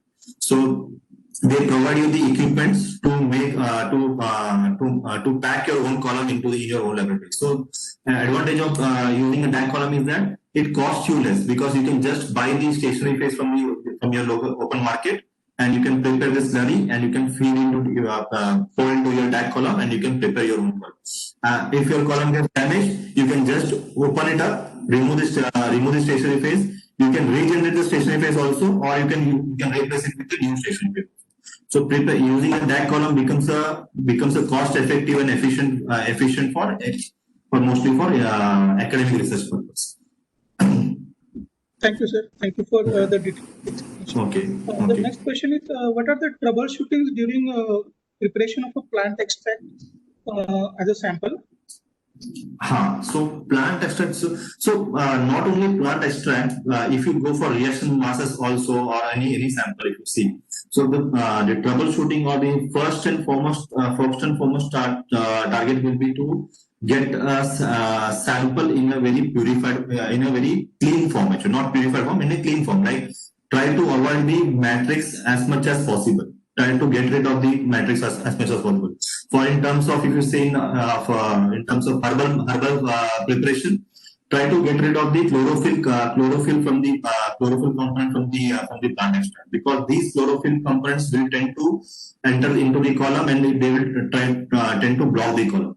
So go with an initial purification, preliminary pre-treatment of the sample of choice, and then you can load the clean into the column. So the steps for cleaning up the sample will be like simple. Will be like you can centrifuge first. First will be centrifugation. Then second will be you can pass that the herbal extract through a syringe filter. Okay, so passing this herbal extract through the syringe filter will take care of most of your chlorophyll component or your plant material undesired components. You can connect multiple syringe filter also, one above the other, and you can go. You can have an efficient clean sample, and you can load that clean sample onto the column. That can be done. Okay. Thank you, sir. The next question is, what are the safety considerations when performing preparative LC? Safety consideration will be because what happens when you are operating with a preparative chromatography, you are dealing with large amount of the solvents. So it is recommended that the preparative instrument should be kept in a well ventilated room, actually, because the tendency will be like you are operating this system with a high flow. You are dealing with large amount of solvent. Then large amount of solvent vapors will tend to accumulate in your laboratory, and it will have a fire hazard also, and it may have a health hazard also. And secondly, thing is that the flow rate is high. If it happens, like if certain leak happens, so it may tend to cause safety hazard to the operator also. So in terms of safety, most of the time these advanced instruments are already equipped with multiple sensors. If you see the syringe size of the preparative system are very large. So if your hand comes in between the syringe, it will tend to pierce your hand and damage you also. But with modern instrument, what it does, this instrument comes with a needle sensor also. If any object comes in place of the needle, it will sense the pressure and it will not damage the needle or damage the operator also. Second, it has a gas sensor. Also, it has a liquid sensor inbuilt into the multiple components of the multiple modules of the system. So as soon as leak happens in even in small scale, the system will detect it and it will stop the flow. Okay. So in terms of safety also, this advanced instruments has multiple sensors and detectors, which will take care of your safety. Thank you, sir. Question is, apart from re-injection, do we need to do any sample clean after collection of prep HPLC? Re-injection you're talking. Re-injection was the question. Instead of doing Can you read the question once again? Sorry. Yes. Apart from re-injection, do we need to do any sample clean after collection in prep HPLC? Yes, it may happen that you may have to do sample cleanup or post-processing, post-column processing, but this will depend what your choice of mobile phase was there in the at the start while performing the prepared analysis. So if you are using non-volatile buffer like sodium buffer or phosphate buffer for your mobile phase, or you are using some additives like TFA or triethylamine, these additives may tend to bind to your targeted molecule or your molecule of interest. So then to remove these molecules or to remove this salt, you will need to go for post-column processing. So this post-column processing is like after collection of the fraction, then you will have to again have to do some purification step, like you have to pass that corrected fraction into the column, and you have to separate this salt from the column. That's what you have to do. Or else, if you are using some additives like triethylamine or trifluoroacetic acid or any acid or base, this acid or base will try to form salt with the molecule of interest, co-ion. Okay. So what you will have to do, you will have to selectively remove that co-ion from your molecule. So this post-column processing you will have to perform. So to avoid this post-column processing, in the beginning only, when you're setting up the method, set a method which will not use all these salts and buffer. Try to avoid these salts and additives as much as possible. That will be the best solution.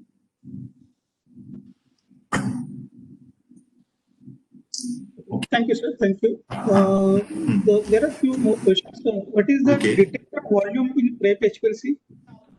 Detector volume in prep HPLC is mostly 10. Detector volume is actually your the flow cell volume. Flow cell volume is mostly 4 microliter. It is actually variable. Actually, we have there are different volume size flow cells available. Starting from 4 microliter to 10 microliter to 8 microliter. There are different ones. Not more than 10 microliter is used in the detector flow cell. Okay, so there are two parameters: flow cell path length and flow cell volume. Okay, if you want to have less response, you can go for smaller path length. If you want to have more response, you can go for larger path. So Shimadzu detector comes with the flow cell with a variable flow cell path length option. So you can adjust the flow cell path length, and you can go for this detection. Thank you, sir, for giving answers to all the questions.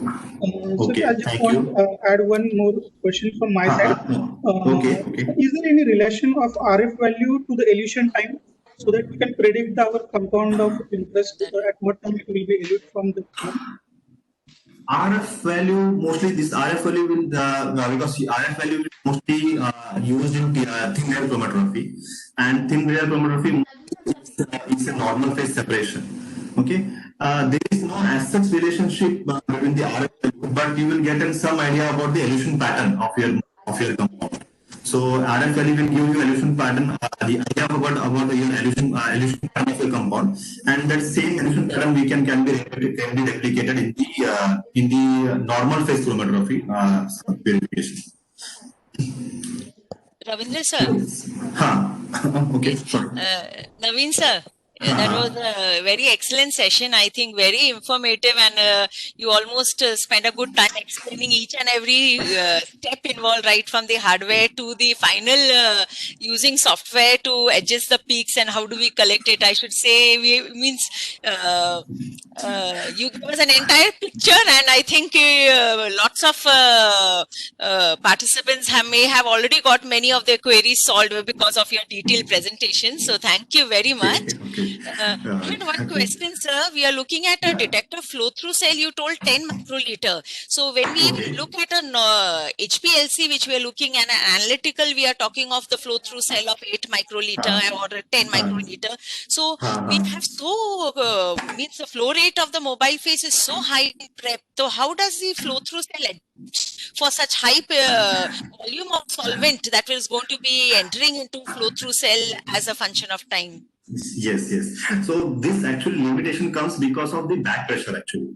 So limitation will be implemented if because in terms of back pressure.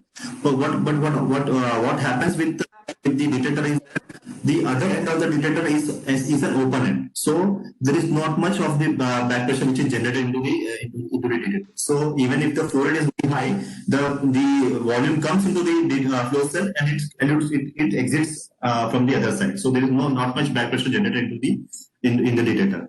So there is not much impact of the higher flow rate into the flow cell.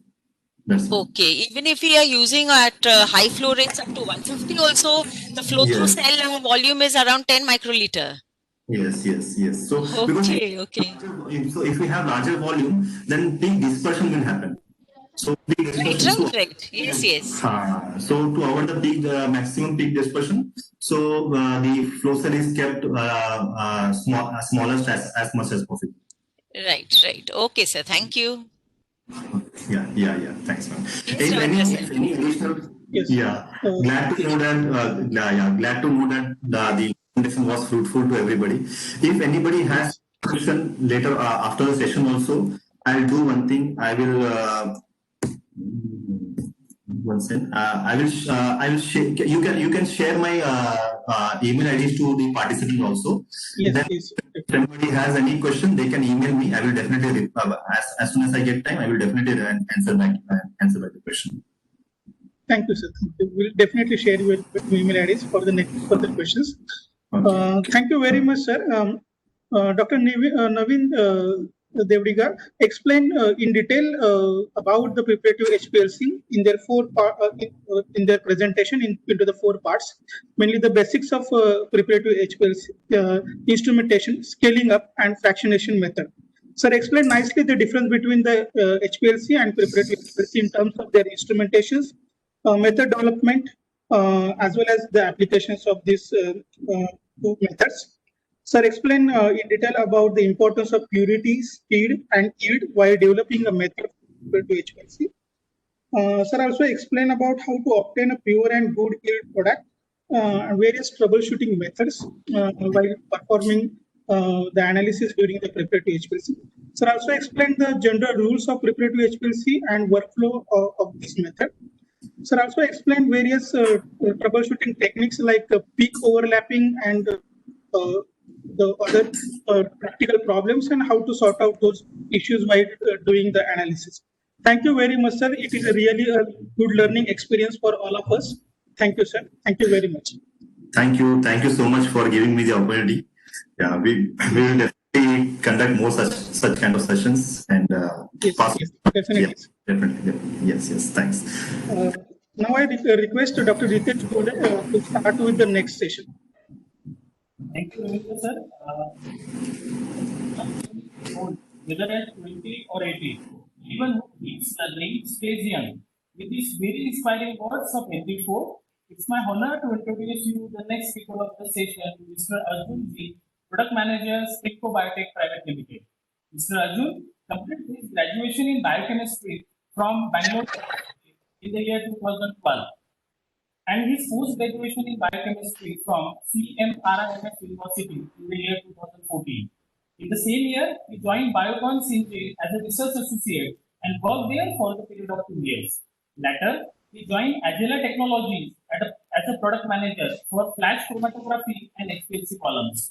and served there till 2018.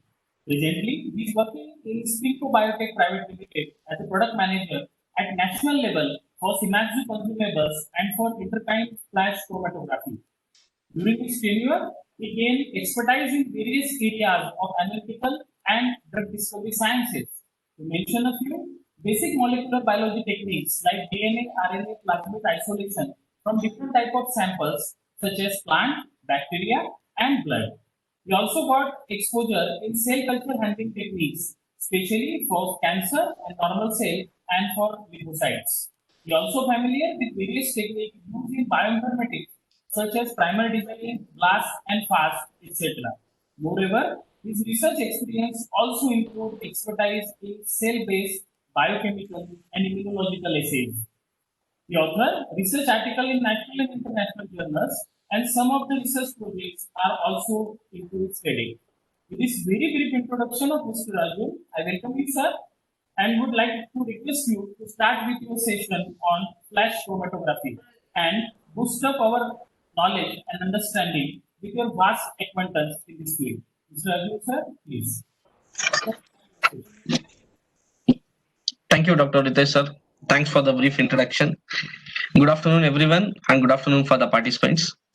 So we'll start with our session today, and I'm glad for this opportunity to presenting complete faculties present from Pan India to share our little experience and knowledge with you all.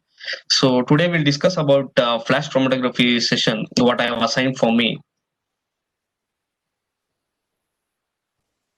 Hope is it visible now? Yes. Yeah, thank you. So myself, Arjun, I work in Spinco Biotech as a product manager for the flash chromatography system. So from past 2 years, I'm in Spinco Biotech, complete Pan India, I'm taking care. And what will be the major role is like application support, installation support, as well as we will be educating all the CROs, pharma companies, and other research institutes where flash chromatography is a must, and it is a system where it will help you about 80 to 90% of your purification. So in detail, today we'll see what is the flash chromatography, what is the advantage of flash chromatography, and what are all the things you have advantages of purification.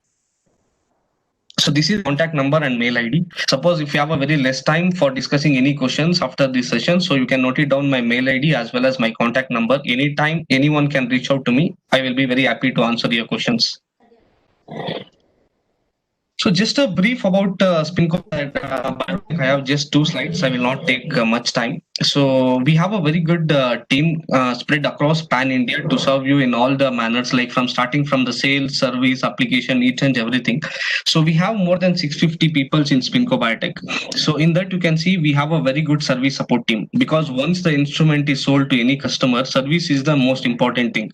So if service is good, then definitely customers or any research institutes will come back to us asking for their any requirements. So for that we have a dedicated service team with us. We have dedicated application support as well with us, and we have a complete inventory and admin team in Chennai. They take care each and everything about the logistic. And coming to the offices, we have 6 to 7 more different regional offices where it is easy for the customers to reach out. Because if we have a single offices in only one corner of the India, it will be very much difficult. So for that, what we have planned is we have spread across India where it will be easy for us to reach out to the customers. So we have a head office in Chennai, and we have a customer zone offices in Hyderabad, Bangalore, Mumbai, and Ahmedabad. So here we have a complete lab setup. We have a complete sales team, dedicated application team as well, where it will be easy for us to reach out to the customers. So coming to the flash chromatography system. So what is flash chromatography system, and what is the advantage of this flash chromatography system? So most of them are, I think, research faculties are there and students are there here. And if you are doing any natural compounds, extracts, or any purification, the main thing we can see in the lab first thing is open glass columns. So you will be using a glass column, will be filling the silica, and based on the gradient, the samples will start moving out. So here what happens in glass column chromatography, the separation will happen based on the gravity. So slowly you increase your volume or you will decrease your volume. Slowly 1 ml per minute or 2 ml per minute you will get the separation and you will collect the fractions. But you won't get that much accuracy where you are doing it without any detector or without detecting any monitoring of your sample what it is coming out. For example, if you are working on a natural products where mixtures will be more than hundreds or 150 types of mixtures will be there. So if you don't have a particular information on that compound, so for you it will be very difficult to get a particular separation of your sample which is out of your desired compound. You want to do it for further analysis in that compound. So for this, what we have come up is we have come up with a technique, we call it as a flash chromatography system. Chromatography is nothing but a separation technique. As everyone knows, what is flash? Flash is nothing but something light or something which you can see. So if you take a HPLC, or if you take a preparative separation, the samples whatever you inject, you cannot visualize where the sample is moving. But in flash chromatography system, what is the advantage is whatever the column is there, it will be completely visible. So you can see the molecules what is moving inside the column. This is why we call it as a flash chromatography system. Flash means something which you can see or something which is light which is visible to the eye. We call it as a flash chromatography system, and this is a technique which helps you to separate the molecules of compound mixture molecules in very less time compared to open glass columns or a gravity column separation. So here you can see in a glass column there are different kinds of compounds where it is separating based on the polarity. This is visible. So same in flash chromatography also, you will be having a columns where you can see the movement of your sample so that it will be easy for you for the collection. So that's why we call it as a flash chromatography system, something which is visible and something which is fast compared to normal open glass column separation. So moving on to the next. Spinco Biotech deals with the Interchim flash chromatography system. So in the market, if you take, there are different types of flash chromatography system. So Spinco Biotech deals with the Interchim flash chromatography system. Interchim is from France. So it is more than 40 years old company. And from more than 10 years, we are serving the Interchim pan India. We take care complete sales, service and application support. Why we selected Interchim to do as a distributor in pan India is, if we are projecting something to the customer, there should be some unique features in that so that it will attract the customer and it will be easy for the customer to develop the method. So there were few interesting features in this Interchim flash chromatography system compared to any other flash chromatography system which is available in the market. So that's why we have taken up, and year to year we can see lots of advantages in the software, lots of advantages in the hardware, which will be easy for the analyzer or the user, so that most of the analysis it will be done by the system when only little information will be given by the user or the scientist. So coming to the preparative chromatography as well as the flash chromatography. So today we have sessions. One is flash chromatography now, and afternoon we have a flash cum preparative. So what is the advantage of flash cum preparative we can discuss in the post lunch. Today now I will just brief you about flash as well as the flash cum preparative system. So suppose if you take flow chart or a flow thing, depending upon the gravity flow or depending upon the automated collection or flow through the pump or pressure vessel, or if you take a flash cum preparative system, what is the advantages? If you take a gravity column or open columns, it will take hours for the separation of your sample, or it may take months as well, because you don't know at what particular gradient your sample may come out. So you will be having some idea. Based on that, you will be filling your silica in open glass column and you will be doing the separation. Suppose same separation, if you shift it to the instrument, for example, flash chromatography instrument, which is having the capacity to flush the solvent around 200 ml per minute or 150 ml per minute. So whatever sample separation you are doing in open glass column for a day or for a month, it can be done within a half a day or within a 1 hour using a flash chromatography system. So this is the advantage. And one more advantage is there will be automatic collection of your sample as well. For example, if you're doing in open glass column, you have to collect it. You should be sitting in front of that glass column and you will be collecting it slowly, whether it is 100 ml sample or 50 ml sample sample or whatever the amount is, you will be collecting in front of the system, and whole day you have to be in front of that glass column only. But here in automatic system, what happens, each and everything will be monitored by the system, starting from sample loading. Once you load the sample, setting the meta, choosing the column, each and everything will be helped by the software, and automatically this fraction collection also will be collected by the inputs whatever is given by the users. So this is the advantage you can see from past 40 to 50 years in the chromatographic world. So where future scientists, where they were loading their glass samples, filling their silica, doing the separation for more than months to years, within a 1 day or within a 2 day, that much efforts whatever they spend for more than months to years can be done within a 2 to 3 days. This is the advantages of the software and the technology what you can see it in the market now. So coming to the Interchim PuriFlash Generation 5, why we call it as a Generation 5 is we have some unique features in this software where 50 to 60% of your work will be done by the software. We call it as artificial intelligence. Now everywhere, if you take any market, artificial intelligence will come into the picture. So here we also have some artificial intelligence embedded in this software, where 60 to 70% of your work will be done by the software. Only few things has to be said by the user. So that's why we call it as a 5th generation software, Interchim 5th generation advanced software. So these are the different models available with the Interchim PuriFlash basic flash systems. So the first model we call it as a XS520 Plus. This is a basic flash chromatography system where it comes with a quaternary gradient pump. It can go up to 300 ml flow rate per minute and a maximum bar of up to 20 bar, where you can go up to the column starting from 4 grams up to 1.5 kg of your column. So again, what is the loading sample we'll discuss on the later part. This is just a brief introductory. So depending upon the requirement of the customer, we have a different models which is helpful for the customers. So starting from the basic, we have XS520 Plus, which is a very good basic model for the users who are starting their R&D work or for the PhD students. Suppose if they want to have a different detectors, because when you are working on the different kinds of compounds, some compounds will be UV active, some compounds may not be UV active. So the compounds which are active in the UV will come out in the UV detector. Suppose if you don't have a UV active compounds, non-chromophoric compounds, then you have to go for ELST or RI detector. So here what happens, 520 Plus comes with a basic UV detector. Suppose if customer wants to have a UV detector plus ELST, means non-chromophoric compounds also they want to analyze, then we have a next model, we call it as a 5.020 model. So next we have 5.020 model. This is very good model for the R&D analysis, where there will be a lots of samples daily for new R&D method development.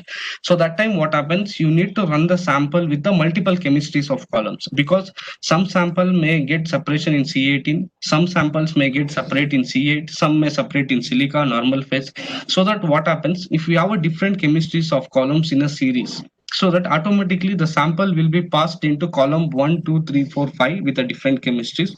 Then automatically by the end of the day or by the end of the run, you will get 5 different chemistries of chromatograms, where you can choose which will be the best one. So instead of running single columns whole day doing the method stabilization, here if you buy 5.020 model, so this model is capable of holding 5 different columns in a single run. You can set the sequence, but samples will be run one by one, not in a single time, because there will be a single detector. So once the column 1 run is completed, automatically it will go to column 2, column 3, column 4, like that. So once you load the sample, all the 5 results will be ready by the end of the sample analysis. Then based on the chromatogram and separation, you can choose which column can be used for the further analysis. So nowadays in the market, you can see whatever the flash separation is done, because when you are loading a natural products or natural source from the plant extract or whatever extract, so the amount of purity what you get will be like around 60%, 70% or 80%. Mainly depends upon the crude sample, how much purity it is. For example, initially your crude sample is around 30 to 40% pure. When it you load into flash chromatography system, then you may get around 80 to 90% of the purity, that to maximum extent of the gradient work and all you have done. Suppose if customer wants to have more than 99% purity, then what he has to do is, then definitely this customer has to go for preparative analysis. Particle size will be very less. There will be a finest of silica loaded inside the column, so that you will get a very good separation. And as you've seen in the previous session, when you are doing the multiple cycle runs, the purity of the sample will increases. So that whatever the desired purity you required, for example, 99.9% purity, it will be achieved. So for that, what we have done is, instead of having only basic flash system, we have come up with flash cum preparative system, where single system can be used both for flash analysis as well as preparative analysis. So this is the advantage when customer is using both flash cum preparative. For example, you have run for example A sample, and you have collected A sample in a flash chromatography, and you have collected the separation peaks as per the fraction collector, and you will put it into HPLC and you will check the purity. The purity is around 70 to 80%, but you want that sample to be more than 99% purity. So then what you will do, whatever the amount is collected in fraction collection, that you will load it into preparative column.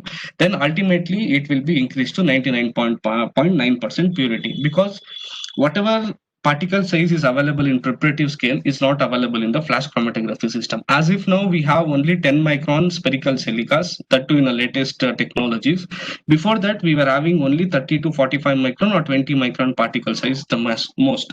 But when you reduce the particle size to maximum, so that time what happens, you will get a best close impurity separation as well as with a more purity. So this is the advantage of using flash as well as flash cum preparative system, where both the system serves in a single system with the same software.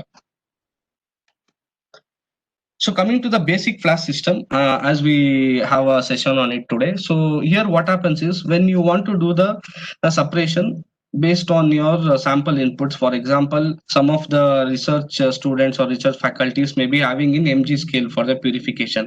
For them, basic flash system is more than enough. They do not go for the flash cum preparative system. Instead of that, they can do the separation using flash chromatography system only. So in basic flash chromatography system, what happens, you will be having only UV detector. It will be not coming with a ELST detector. So for the primary kind of analysis, for the UV detection, you will have around basic flash system, which comes with UV 200 to 400 or 200 to 800. I will explain in the coming slides. And this will have the capacity to run the sample starting from 1 ml per minute up to 300 ml maximum flow rate per minute. Because when you are using a bigger column size samples, for example, 500 grams or 1 kg or 1.5 kg columns, you should have a more flow rate. When you are having only 20 or 30 ml flow rate, it will take a more time to equilibrate the column as well as to separate the samples. That's why flash chromatography system, basic flash chromatography system, always comes with a more high flow rate, so that it will be easy for the user to do the analysis in very less time, and whatever the time required for the equilibration also will be done very quickly, so that there will be a more throughput per day. So coming to the advanced technology, what we have here, we come with a 15-inch touchscreen. So you don't want to have a separate computer or a hardware system, which is like you have to pay again extra for that, and you should have one separate dedicated computer, CPU for that, each and everything. Instead of that, what we have done is, we have come up with a 15-inch touchscreen, where software will be embedded in that, completely automated. Each and everything will be taken care by this system, and even this system comes with around 150 GB of internal memory. And even there will be 4 different ports for the pen drives, where you can take out the runs or the samples, whatever you have stored it, and whenever you want to transfer these files to other files, pen drive options is there. And even you can connect this system through Wi-Fi as well as through internet. If any server data is there, you can store all these data in that system. So this is about the basic flash system, where comes with the UV detector, and it comes with a 300 ml flow rate per minute, where you can use the columns starting from 4 grams up to 1.5 kg using this system. So coming to the flash cum preparative, we have a detailed session in the post lunch. We have lots of videos. Only the basic information here is, if you see the basic flash system here, this serves up to 20 bar. But if you take a flash cum preparative system, this system comes with a 250 bar. As I explained to you before, 5 stands for 5th generation software. Whatever is there after 5, it signifies the bar pressure of the system. So this system comes with a 250 bar, where single system is capable of handling flash columns as well as the preparative columns. Because whenever you're working on the preparative columns, when you are using a 5 micron particle size column or 10 micron particle size column, there will be a lot of back pressure. So when you're running a sample in 5 micron particle size column, there will be a lot of back pressure. And when you use normal systems like 50 bar or 20 bar, definitely the system will stop.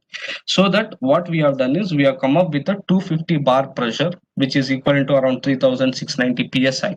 So where you can easily use 5 micron preparative columns. So as shown in the picture, you can see here, which comes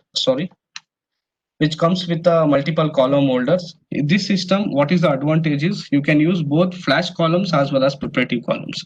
Suppose column rack 1 and 2 will be fixed for flash, column 3, 4, 5 can be fixed for preparative. So one by one, like after the flash separation is done, whatever the sample is collected, if you have an automated fraction collector as well as the automated sample loader, then automatically that sample will be taken and loaded into the preparative column. So this is the kind of advanced technology has improved if you see in the market now, where starting from flash and introducing your samples into preparative columns, everything will be done by the system. So this is the beauty of the system, where, as I told you before, 60 to 70% of the user work will be done by the system due to artificial intelligence. So as I explained, this system will withstand up to 250 bar. And coming to the detectors in this system, we have a different detectors. Like not in the basic system, if you take, you have only UV detector, but here this system can be connected to UV detector, ELST detector, and even MS detector can also be connected to this. So this is the advantage in this system, where multiple detectors can be connected. And one more advantage is this comes with a quaternary gradient pump, where all the 4 lines of solvent, for example, A, B, C, and D line, all the 4 lines can be used when you are doing the run. For example, you are using A and B line. You think that your sample is not diluting out in A and B solvent. You want to change or you want to increase the polarity. You can pause the run. You can immediately start using the C and D run. So this is the one more advantage when we are using a quaternary gradient pump. So this is a brief about flash cum preparative system. In deep about this, we will see in the post lunch. So coming to the advanced features, what these systems have, whether you take basic flash system or you take a flash cum preparative system in Interchim, what are all the unique features you can see in the flash chromatography system? The first thing is we have a solvent level monitoring thing. So for example, when a user or a scientist, they are running few samples, 5 liters bottle or a 10 liters bottles they have kept, they have put that in, they can put that input in the software mentioning that there is a 5 liter volume of a solvent A and B. When system is running the sample, and when it is about to reach to 5 liters, like around 4.9 liters, automatically it will pause and it will tell you there is a less of the solvent, immediately you need to fill it, so that there will be a no generation of air bubbles, or there will be a no empty column running, so that it will not affect your separation. This is the first advantage what you have through the solvent level monitoring. Next, we have a fume enclosure. For example, you can see here fraction collector, we have a compartment over here, we have a closed door for this. If you take any other models or any other instrument, there will be an open surface where all the fumes, everything will be taken by the users. But here, if you see, for that for the safety of the users, we have come up with a fume enclosure which works as a door. So all the fraction collector, whatever is collecting, it will be inside this glass fume hood, so that whatever work fume hood has to be done, it will be done by this instrument alone. So if you don't have a fume hood, this instrument can be kept near the window and you can work without any hesitation. This is the one more safety what we have it in the Interchim flash chromatography system. Next is a waste level monitoring. So usually what happens for flash chromatography system is customer will keep around 20 liters or 25 liters bottle, and they will not worry for at least 3 to 4 days, or like at least a week, depending upon their sample analysis.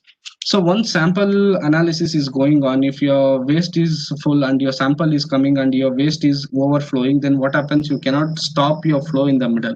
So that time, if you have an input on the waste level, for example, if you're keeping a 10 liters bottle or 20 liters bottle for the waste, once it will be automatically reach to 19 ml or 24 ml, automatically it will pause and it will tell you the waste level is coming over and you have to replace the waste, or you need to empty the waste bottle, so that immediately you will get an caution and you will empty the waste bottles. And whenever, if you want to monitor on this daily basis, every day you can see what is the amount of waste collected, so that automatically every day or like every alternative days you can empty the waste bottle. There will be a system light status. I will explain in the coming slides what is a system light status. Then leak detection. So major advantage of this system, one more advantage is leak detection. For example, if there is any leak in the fraction collection, because whatever samples you are doing, that is very precious for the users, because they will be doing in mg or they will be doing in gram scale, where they will be synthesizing in lab for more than 10 to 15 days, or it takes so much reactions will be there. Suppose if you're doing a natural product extract, lots of extraction procedure will be there. So whatever sample have, it will be very precious for them. So that what happens, we have a leak detection.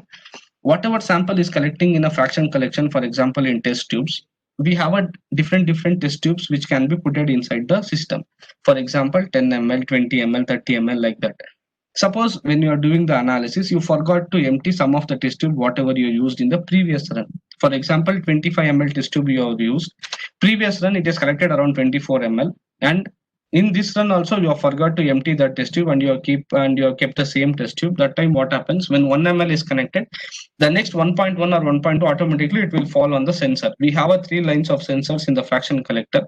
Automatically, it will sense the vapors as well as it will sense the drop of the liquid, and immediately it will pause and it will tell you on which test tube the fraction is full and what has to be replaced immediately, so that there will be a no loss of your sample, and you will be aware that there will be a no problem for the system as well, because if there is some leakage inside, it will be damaging the hardware as well as it will damage the internal parts as well.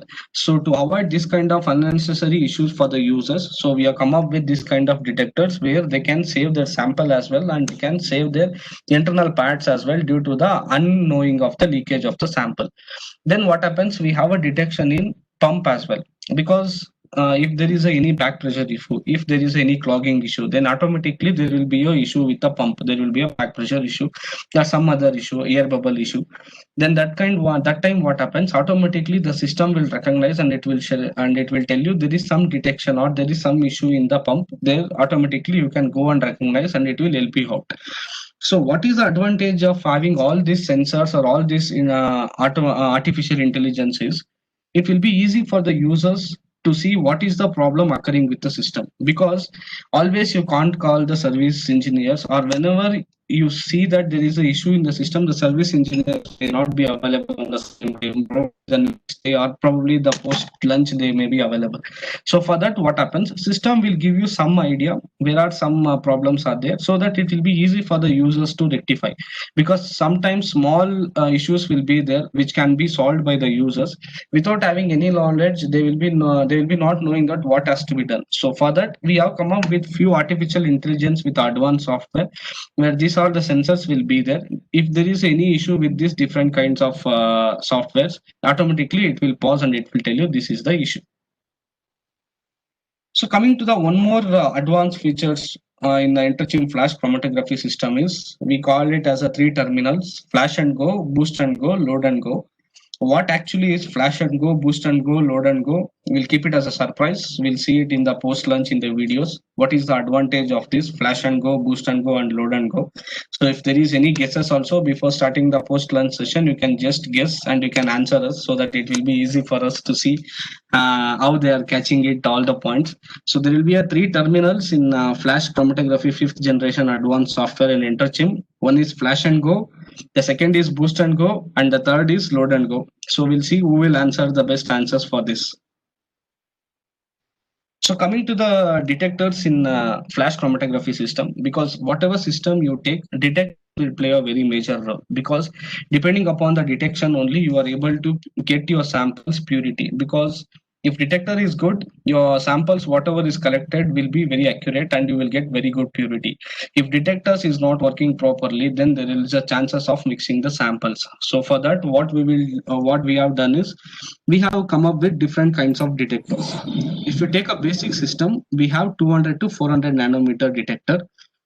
If you want to have a PDA detector, for example, you are doing some unknown new sample, you don't know anything about your detection value, you know some information about lambda max. What happens, if you take a UV 200 to 800 nanometer, which works like a PDA, and it will display the lambda max. So based on the lambda max also you can collect the fraction, and automatically you have an option to change the fraction collector based on your lambda max value as well. So this is the advantage when you are going with the UV 200 to 800 nanometer with PDA detector. Suppose if you want to analyze, as I told you before, non-chromophoric compounds, non-UV active compounds, then what happens? You can go for the integrated ELST. So this system comes with the integrated ELST where non-chromophoric compounds can be analyzed. If you take a flash cum preparative system, so now what is the advantage is we have a flash cum preparative system where flash purification as well as preparative purification can be done in single system. So no need of buying a separate flash system and separate preparative system.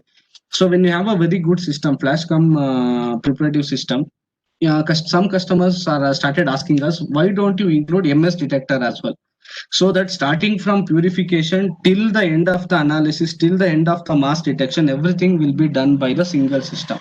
So for that, what we have done is we have come up with a single quad MS detector as well. So Interchim has launched its own MS detector in this. So where you will get a mass detector in this. So you have a 3 different kinds of detectors starting from UV, ELST and MS detector. So starting from purification, preparative purification, then mass detection, each and everything can be done using a single system. So this is the beauty of the Interchim flash cum preparative system with a different kind of detectors, where if you want to run to 3 different labs, for example, flash in a different lab, preparative system in a different lab and MS detector in a different lab, where you have to wait for the sample to analyze, here single system can do all your analysis and it will give you each and everything data in a single day. Next, coming to the method development, transfer of TLC to flash. So most of them now you are aware of what is the flash chromatography system and what are the different modes of flash chromatography system. So if you go to any labs, the basic first thing when they are loading the sample to flash chromatography is they will develop a TLC. So everyone are aware they will develop the TLC, they will spot your samples. So depending upon the polarity, the samples will start moving. So based on that, what you will do, you will calculate the idea, what will be the separation. And you will basically why the TLC is done is to having a different mixtures of solvent A, solvent B, solvent C, solvent D, like that organic, inorganic or aqueous, whatever is there, you will be. So depending upon that gradient, the samples, whatever you spotted in TLC, it will start moving based on the polarity. So there what happens, you will get some idea. If you use organic solvents, this is the polarity, this is the RF. If you use aqueous, this is the RF. So depending upon the polar or mid-polar or non-polar, depending upon the sample, it will start migrating depending upon the solvents, whatever you are using it. So here what happens, when you have a TLC, and when you have a flash column as well as the preparative columns, because Interchim has both flash columns as well as the preparative columns. When you have a perfect TLC and when you have a flash column and preparative columns, how Interchim will help you out. So this is one more query for you, for everyone. So when you have a method development, when you have a TLC to you, and when you have a flash cum preparative columns with you with the Interchim, what will be the advantage of having both TLC method, flash as well as the preparative columns? How this Interchim will help you out? For example, you have a TLC, you have some value, you have a flash column, different flash columns, for example, silica column, C18 column or C8 column, and even you have a preparative column as well. So you have all these data and you are working with the Interchim flash chromatography system. What is the advantage in this with you when you have this 5th generation advanced software? So this is one more curiosity we will hold it for the post-lunch session, where if you have a TLC method, flash columns and preparative columns, how the flash chromatography system will help you for the sample separation. So this is the one more interesting session we can see in the post-lunch. When you have all this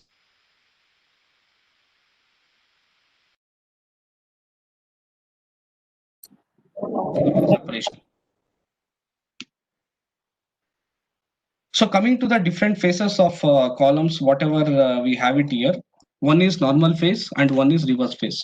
So same like a HPLC and same like a preparative chromatography. In flash chromatography also you can do both normal phase analysis as well as reverse phase analysis. So these are the different types of analysis can be done. Mainly what is the thing is this flash chromatography system is able to withstand all the different kinds of solvents, whatever you LC or UPLC or in preparative chromatography systems. Starting from organic solvents, aqueous solvents, whatever solvents you use in HPLC or in a preparative, all the solvents can be used in flash chromatography as well. And now what is the advantage is like around 50 to 60% of the HPLC chemistry columns, whatever is available in the market, same columns are available in flash chromatography as well. For example, we have a chiral columns in flash chromatography, we have a C8 column, C18 column, silica column, NH2 column. So there are different kinds of chemistries of flash columns also available in the market now, so that it will be easy for the users to transfer the methods from flash system to preparative system. Because when you don't have a very good stationary phase is nothing but a flash columns. When you don't have a proper stationary phase, it will be very difficult for you to develop the method, and when it goes for the transfer of method from flash to preparative, again it will be a very tough challenging time for you. So here what happens, Interchim has a same chemistries of columns available in flash, same chemistries of column available in preparative as well, so that whatever column you used in flash, same chemistry same what is available in preparative, so that with the easy calculation of transferring a method from flash to preparative or the analytical method to preparative, it will be easy for you to choose the columns. So this is the advantage. So coming to the efficiency of the particle size of columns, if you use in separation mode, if you take any separation mode, particle size plays a very major role. So here what happens, depending upon the type of silica and depending upon the type of samples you are loading it, so the separation pattern will vary. For example, you can see here the first,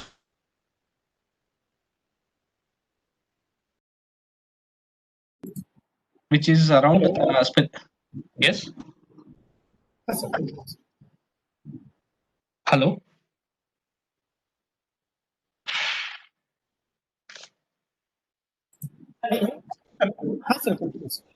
Yeah, something, anything you want to discuss? No, sir, please continue. Okay, yeah, thank you. So when you are using a different particle size of flash,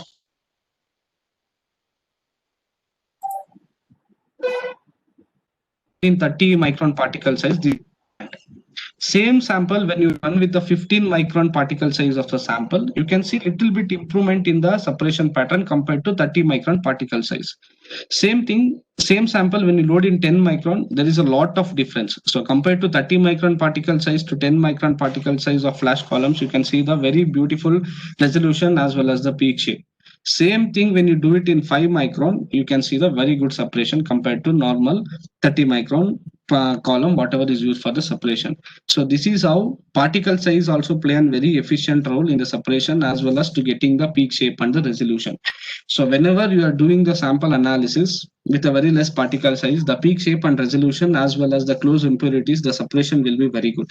Same thing when you do it or more than 30, like 40 to 50 micron, the close impurities may emerge, and whatever the purity you expected, it will be very less. So that always, whenever you want to have a very good peak shape resolution as well as the close impurity separation, always you should go for the less particle size. Again, it depends upon the system, whatever system you are using it, because if you take a basic flash system, you cannot use 5 micron columns there, because it is only can accommodate 20 bar, means where you can use around 30 micron column. Same column can be used in flash cum preparative system. So when you have a flash cum preparative system where it can withstand more back pressure, then you can use effective flash chromatography as well as the preparative chromatography columns to get a better peak as well as the resolution and shape. So going to the next, we have a different series of columns, as I told you before.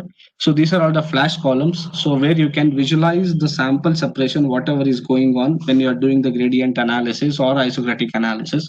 So these are the different columns which comes with the packed medias. You can see starting from 1 grams, usually 4 grams will be used, because 1 gram you won't get that much accuracy. But if you have a very less sample to be loaded, then definitely you can go for the 1 grams. Then we have a 4 gram. Then we have a 5 grams, then we have 20 grams, then we have 120 grams, 80 grams, 200 grams, 1600 means 1.5 kg. So different sizes of flash columns are available depending upon your loading of your sample. The main thing is most of the users or most of them think if you are using 1.5 kg column, you can load 1.5 kg of sample or 1 kg of sample. That is totally wrong. So how the calculation depends is, first thing you need to see the RF.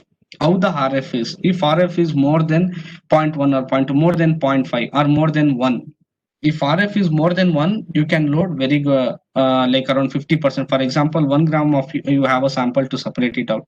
If RF is more than 1, you can go 8 grams of sample to be loaded.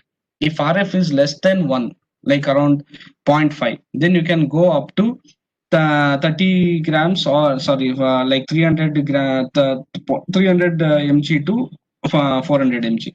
If RF is 0.1 or 0.2, then you need to note very minimum amount of your sample.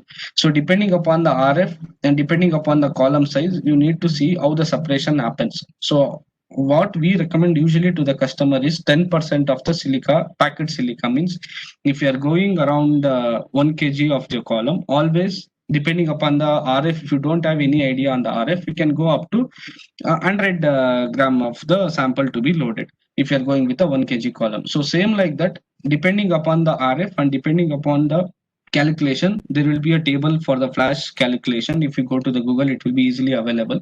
So depending upon the column size, if you put what is the amount of your sample and what is the RF value, automatically it will give you an idea how much sample has to be loaded.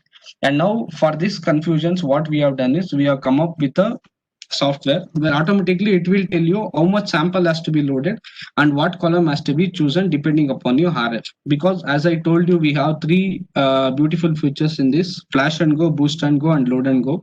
It will be explained in the videos in the post lunch. So there it will help you out for the loading of sample as well. So depending upon the RF, it will help you out for the loading of the sample as well. So if you go for the loading of the sample, when you have a flash columns, there will be 2 kinds of injections. One will be the liquid injection, one will be the dry injection. So liquid injection means if your sample or the sample which has to be analyzed is completely soluble in the solvent, whatever you are using, then you can go for the liquid injection. Suppose if these samples are not completely soluble, then what happens? It will be easy for you to go for the dry load separation, because when your samples are not completely soluble in the solvents, TLC, it's always better to go for the dry load analysis, so that it will be you will get a very good separation. So complete to liquid load or the dry load injection, what is the major advantages? Liquid injection is very easy. You will just dilute your sample with a gradient and you will load depending upon the loop size of your sample. Dry load, what happens? You need to take that molecule and you need to mix with the silica. Then you need to pack it again with the empty columns. We will be giving you few empty columns which work as a dry load or a dry loader, we call it as. It will be like this. You can see here, it will be a empty columns where you can use it for the loading of your samples which is not completely soluble in your solvents. So here what happens, you will get different sizes of dry load starting from 4 grams up to 500 grams. We have a different sizes of the samples and the flash columns as well. So based on that, depending upon your loading sample, you can choose the flash columns and you can load the sample. Same thing is applicable for preparative as well. Suppose if the samples are not completely soluble in preparative, that time what happens? Compared to flash columns, preparative columns are very expensive. If something clogging, if something blockage happens inside, then you need to wash it thoroughly. And if silica goes bad or if it get damaged, then it will be a very problem for the users to analyze. Preparative columns will cost around starting from 1.5 lakhs to more than 2.5 to 3 lakhs depending upon the chemistries. But flash columns, these are very easy. You will get it for just 200-300 rupees. You can use multiple times, and it can be packed with the normal silica which is available in your labs. That will be the easy point for the flash chromatography. But preparative, you need to take care again. Each and everything has to be purified properly, the sample. Then you need to pack it in the preparative dry loads. So how exactly you need to pack and how exactly you need to do the solid preparation or dry load preparation, again post lunch we have a video, we can see in detail how to load the sample. So this is just an idea to show you how the preparing the dry load for the injections can be done. So there will be a silica, there will be a sample, thoroughly you will mix it. Then you will pour your solvent, whatever solvent you have selected. So based on that, you will press it. It means you will compress it, then you will pack it tightly and then you will put it into the system. So depending upon the different chemistries, there will be available of loose silicas in this. Like for example, the silica will come with a C18 group, C8 group. Any other chemistries of dry load is available. So depending upon the nature of your sample, you can choose which dry load has to be taken and which can be packed so that better separation will be there. Because if you take a C18, around 80 to 90% of the analysis in reverse phase can be done in C18. Suppose if you're doing isomers or positional isomers, compared to C18, we will get very good separation in biphenyl or pentafluorophenyl, where silica is embedded with the isomers, structural positional isomers. So like that, if you're working on proteins or peptides, we have a ion exchange columns. So based on that, you will work and you will get the separation better compared to normal C18 column. So this kind of columns what are available in the HPLC, now same thing are available in flash chromatography, and even it is available in loose stock as well, like that, where you can buy around 5 kgs or 10 kgs depending upon your requirement, and you can pack it by yourself. So this is the separation video you can see here. So this is the columns, 2 columns attached together. Suppose if you want to have a very good separation of a close impurities, so that time what we will do, we will connect 2 columns in a row, so that surface area as well as the time to spend with the stationary phase for the molecule will be more. So when you have a very good stationary phase with a more surface area, the separation will be very effective. So that's why what we will do, if RF is very close, so that time what we will do, to have very separation, instead of connecting single column, we will connect 2 columns. And here, instead of running very fast gradient, we will run mid gradient or slow gradient, so that separation happens very well. And instead of using normal spherical silica columns like 50 micron or 30 micron, we will use around 20 or 15 micron columns, so that separation will be much more better compared to normal columns. So this is the pattern you can see, the separation, how the chromatogram looks in our software. Suppose if you are running the sample, flash condition, and if you are running this, what will be the collection, what is the test tube number, where it is collected, what is the solvent you have used. So starting from TLC up to the end of the run, what all you have done, each and everything will be recorded in this system. So this is the beauty. So this is why we call it as a 5th generation advanced software. So coming to the fields or coming to the applications where these flash chromatography systems can be used. Suppose if you are working in an organic synthetic lab, so definitely there will be your sample will be a mixture of impurities. So organic chemical synthetic team lab, this will be the first approach for the flash chromatography system, where it will serve them 90% of their work, so that you will get a separation and purity of your sample. It discoveries, then you will go for impurity identification.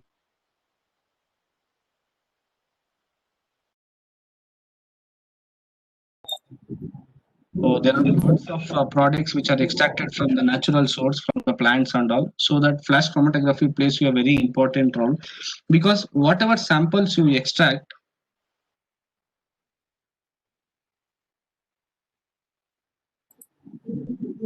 sorry, sitting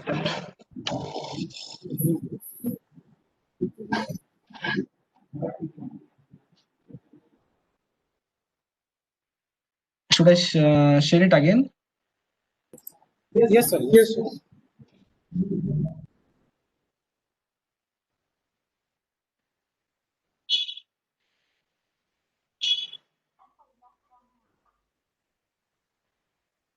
Yeah, is it visible? Yes, sir. Yeah, sorry for this.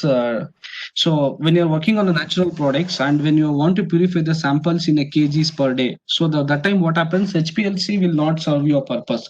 Or if you're using a open glass column, it will not serve your purpose, because based on the gravity, you will be not able to get that much purity in a single day. So natural products analysis, if you take any companies in India now, for example, Patanjali, or if you take Himalaya Drug Company, majorly the first R&D lab, they will be having a flash chromatography system. So where initially the natural products or whatever the plant extracts or root extract or whatever extract is there, they will extract and they will first put it into flash chromatography system, and they will see what are the peaks are coming out, what is their lambda max, and they will go on the literature or the article, and they will see, oh, this is the compound, it's coming in 280, this is the molecule, it's coming in 260, so this will be there.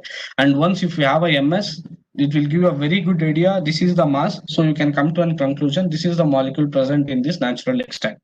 So natural products, if you are working anywhere, The first instrument you should have it in your lab is the flash chromatography system.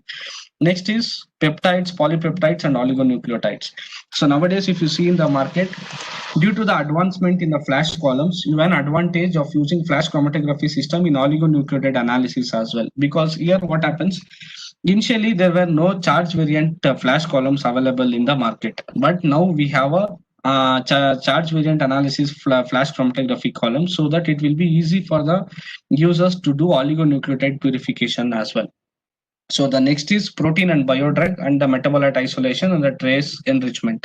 So due to the advanced columns, most of the categories where it was not possible to do it in flash chromatography before, now it is able to do it in flash chromatography. So the advantage of flash is you can use any gradient solvents here. It is not recommended to use only HPLC gradient solvent. That is the one advantage. And you can load more sample in a single day or a single run. Throughput will be more, where if you use an open glass column, you can't do that much purification.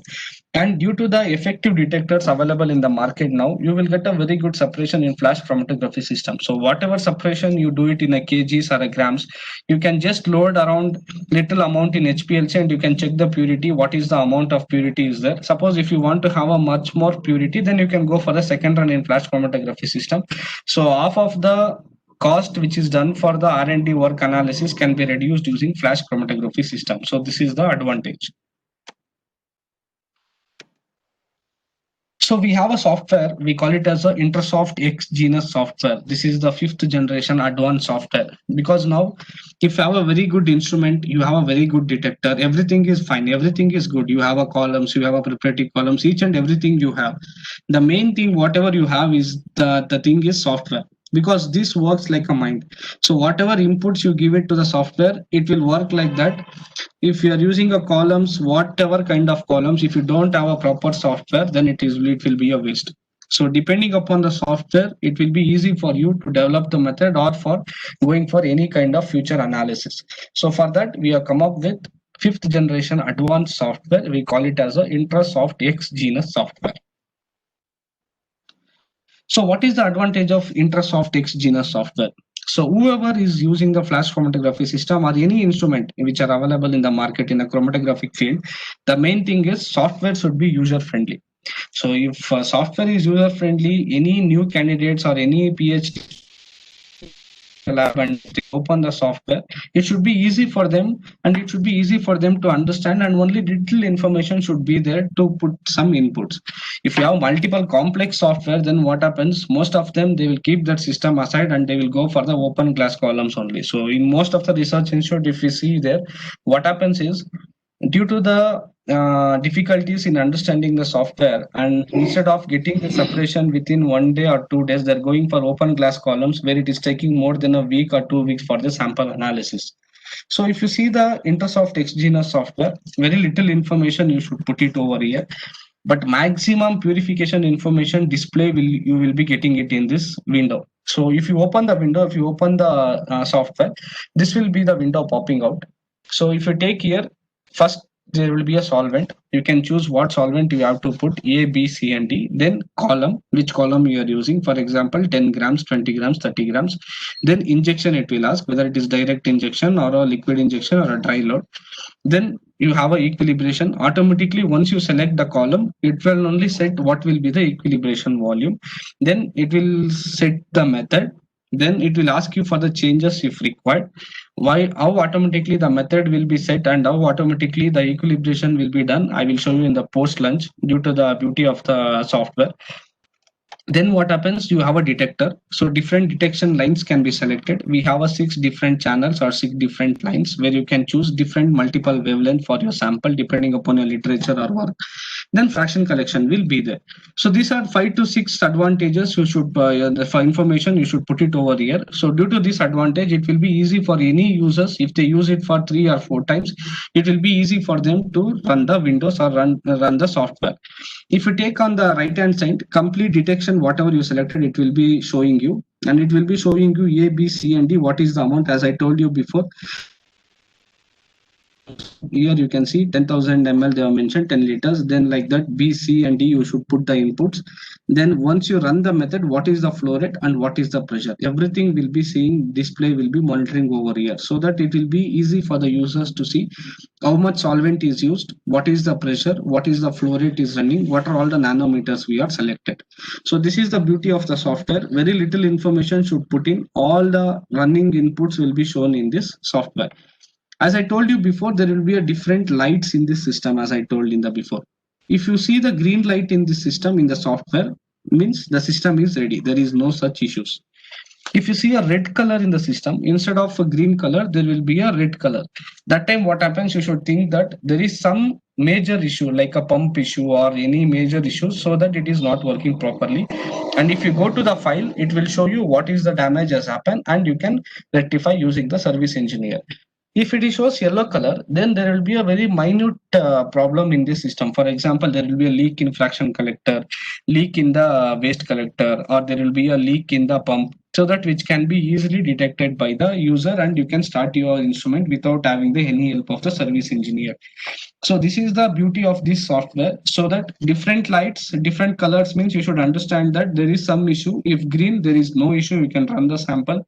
If it is yellow, there is a little bit sample in a fraction collector or any other thing where it can be sorted out by the user.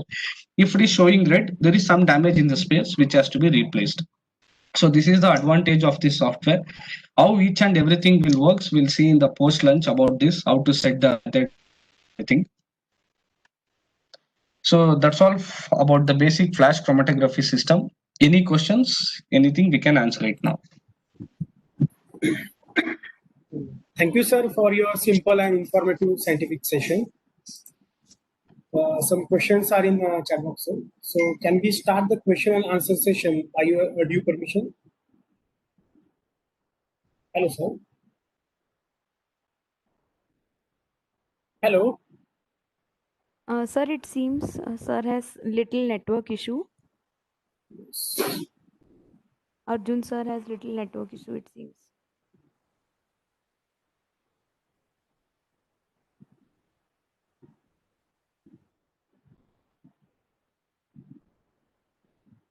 Hello.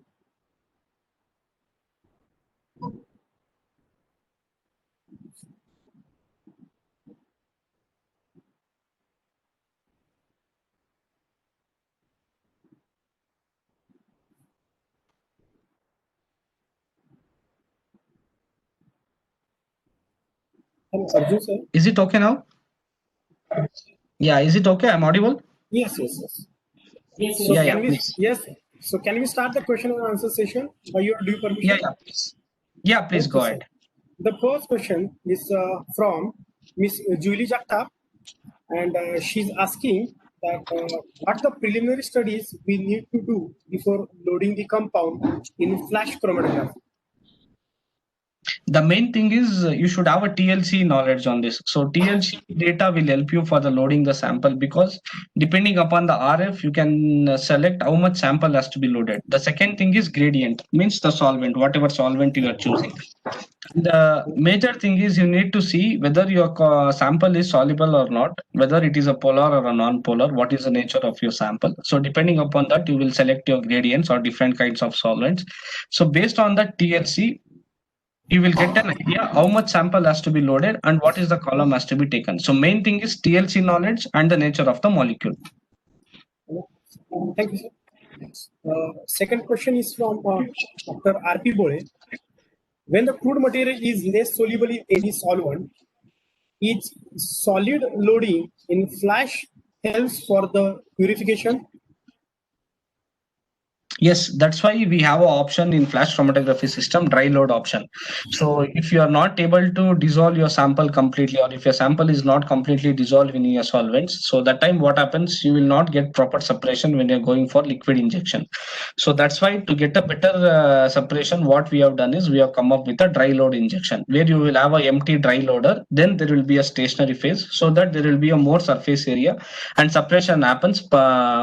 But compared to a liquid injection, in dry load injection, separation happens very good compared to the liquid.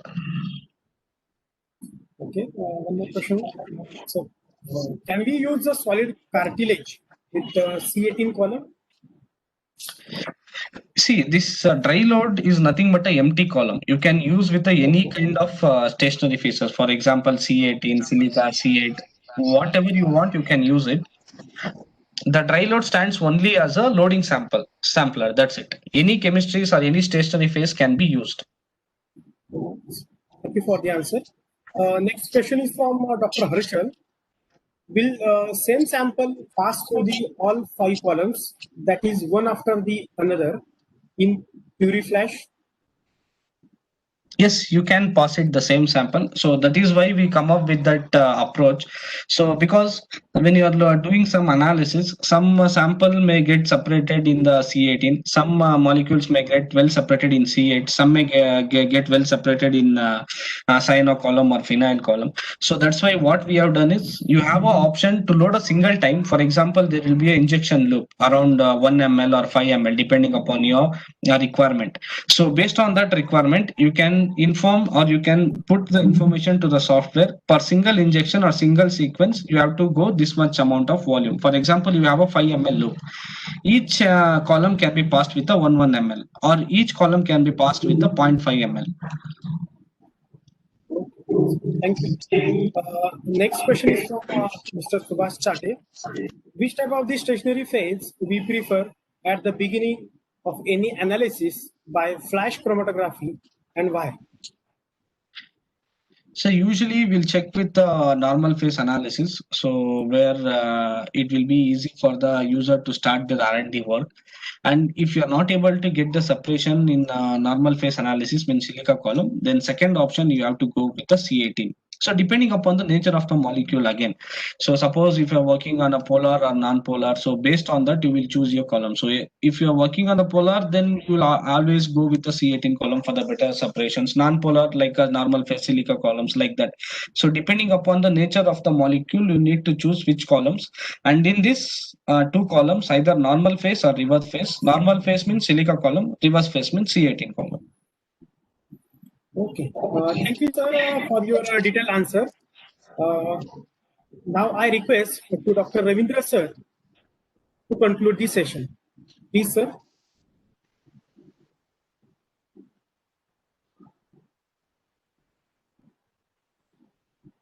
Thank you very much, sir, for your detailed explanation on flash chromatography system, and mainly, sir, explain about the basics of the flash chromatography, different components of the system and their functions.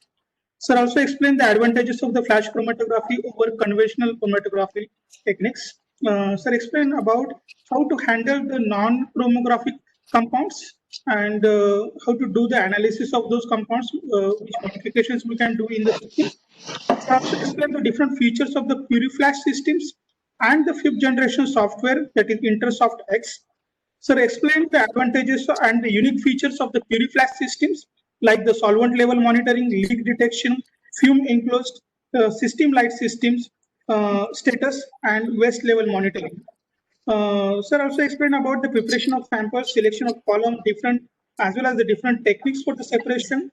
Sir also explain the applications of these systems in the separation of the organic compounds, peptides, natural compounds, and also the biological samples. Thank you very much for this detailed explanation about the flash chromatography systems, and we are really curious to go through the virtual training program in the afternoon session. Thank you, sir. Thank you. Thank you so much for the opportunity. Yes. Yes. Arjun sir? Yes, madam. Yes, sir. So we'll meet at 2:30 for the training session. Sure, ma'am. Sure. Definitely, Yes. ma'am. Yes, yes. Okay, sir. Okay. Okay. Thank you, everyone. So we'll take the break till 2:30 and we'll rejoin, and we'll see the virtual tour of the flash chromatography. Thank you all. Thank you.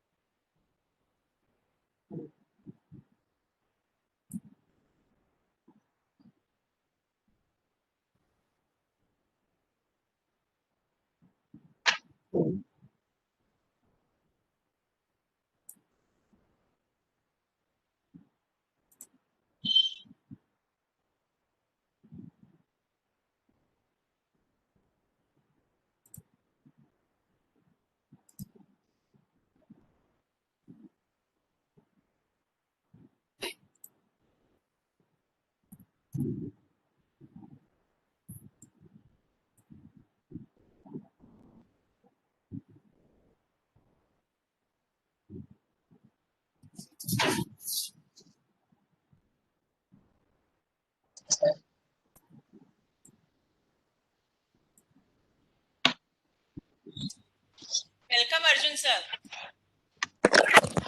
Thank you, madam. Hello, Arjun sir. Welcome. Yes, ma'am. Thank you. Can you hear Yes, me? yes, sir. We can. Yes, madam.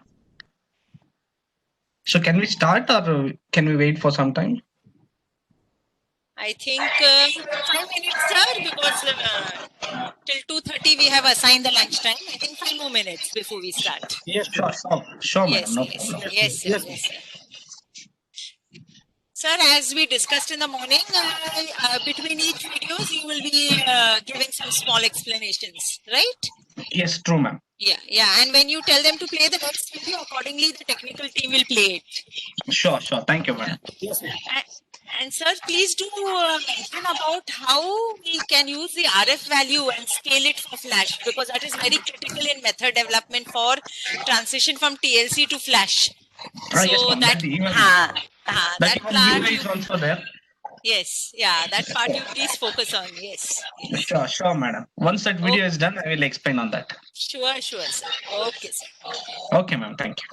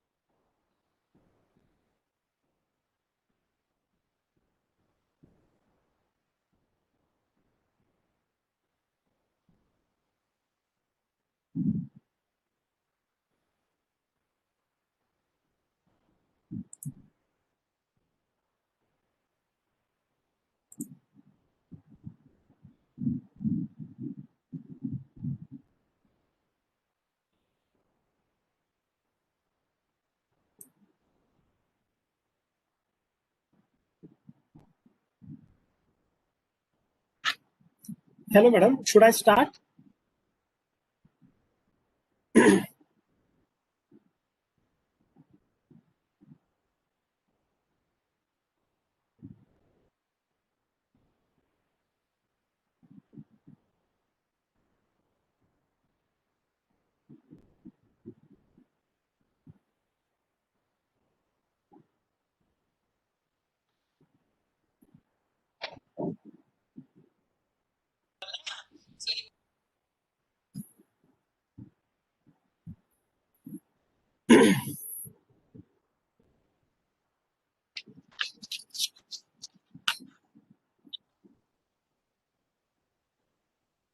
Hello, madam.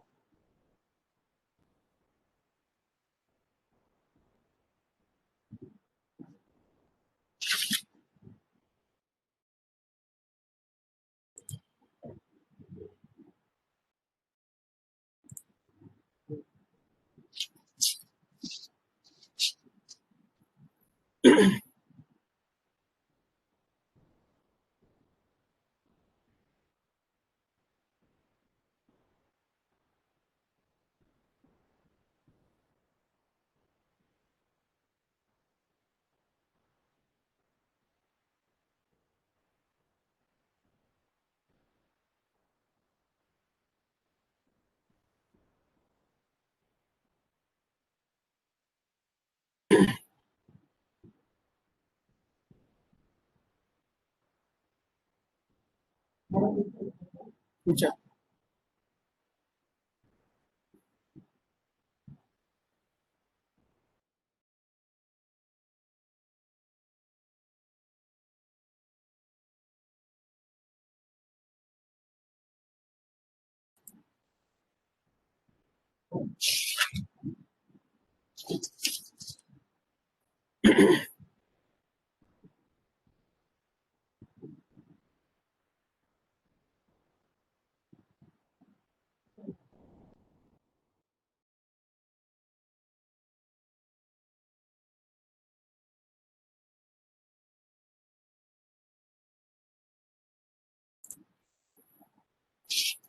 Yes, sir. A very good afternoon to one and all.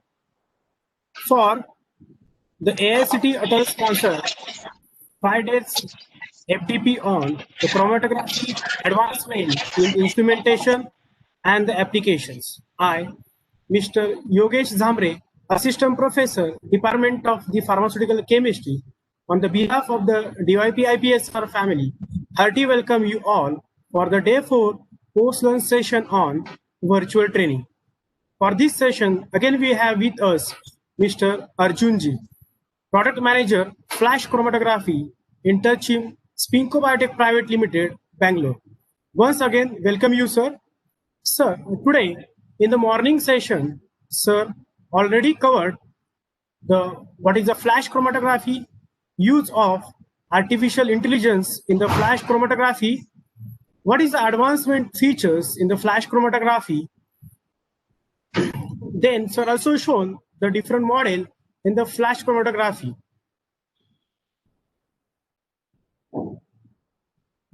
So in this next session, we are very much eager to listen the advancement in the flash chromatography, that is flash and go, boost and go, load and go through the virtual training session. Before the beginning with the session, all the participants are requested to keep themselves mute through the session. The attendance link will be open and activates only the 45 minutes during the session. Now I request to Arjun sir, please start the session. Please, sir. Thank you. So thanks for this one more opportunity for the virtual training. So initially when Asha ma'am told me for this virtual training, I thought of doing it from our Chennai head office where we have a flash preparative demo system. But due to COVID, now we are not able to travel there because lots of COVID positive cases are there. So instead of that, what we have done is we got from Interchim, direct Interchim from very good few videos where there are detailed explanation of our systems, flash preparative systems, then loading of the sample, then what is the advantage as I explained in the morning, what is flash and go, load and go, boost and go. So all this we have few videos in this. So what we can do is we have a videos of around 5 to 6 different videos. Each videos is around 4 minutes and 5 minutes. So everyone can see the video. It is a self-explanatory as well. So end of each video, we can have an open session for the discussion, because if we play the continuous video for 30 minutes or 40 minutes, then some may be catching and some of the points what has to be discussed may be forgotten. So for that, what we will do is after each video, we'll stop it. We'll take up the question, whatever is there, we'll answer the queries. Then again, we'll go to the second video. So like that, we will do it. So I think team can present the first video. So after this, again, we'll pause it. Then we'll take up the question and answer session.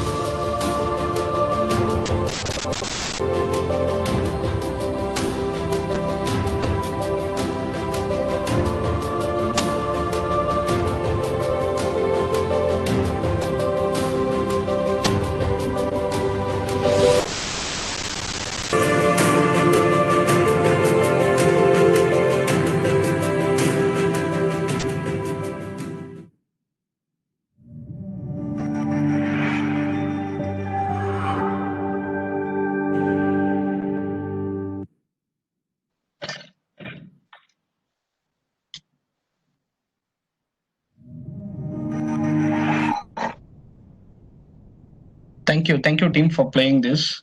So, any difference has been observed in this video? Most of the things were similar, I guess, but there were few difference in that. So, any guesses or any answers for this? What was the major difference in these videos? Like most of the systems were same, but there were some unique features were changing from one model to another model. What was the major things? Any guesses or ideas? Sir, I think it was a column, flow rate, and pressure. Column ID, flow rate, and pressure.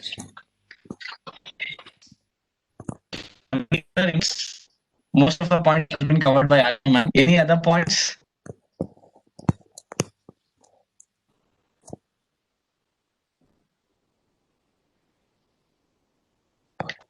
Okay, so why we play this video is, so we have a different models as we discussed in the morning.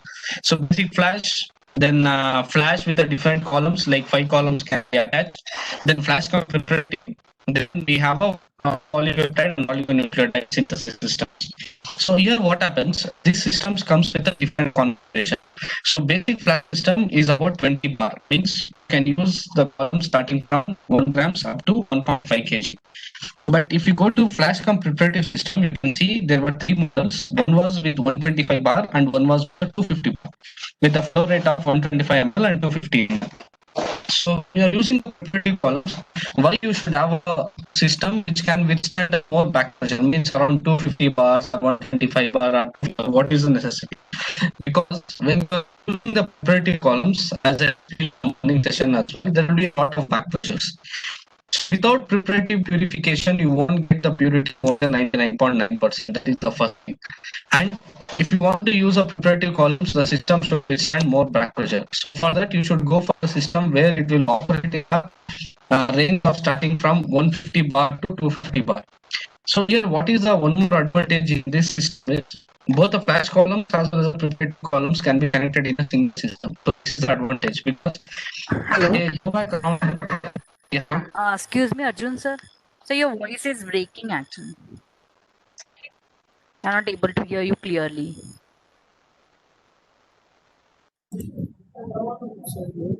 So we can do one thing. We'll play the second video and then we'll discuss both the videos in one go. Will that be okay?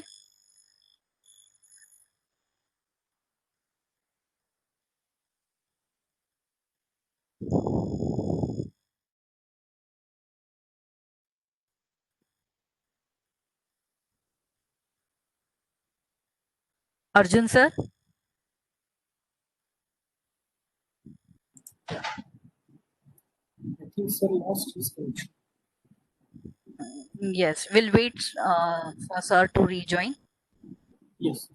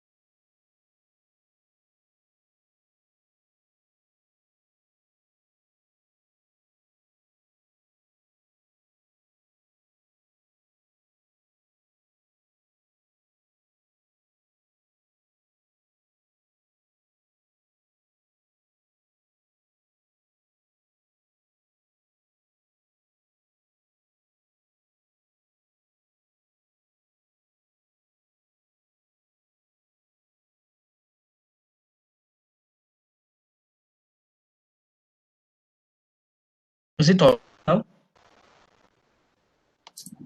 Yes, sir. So,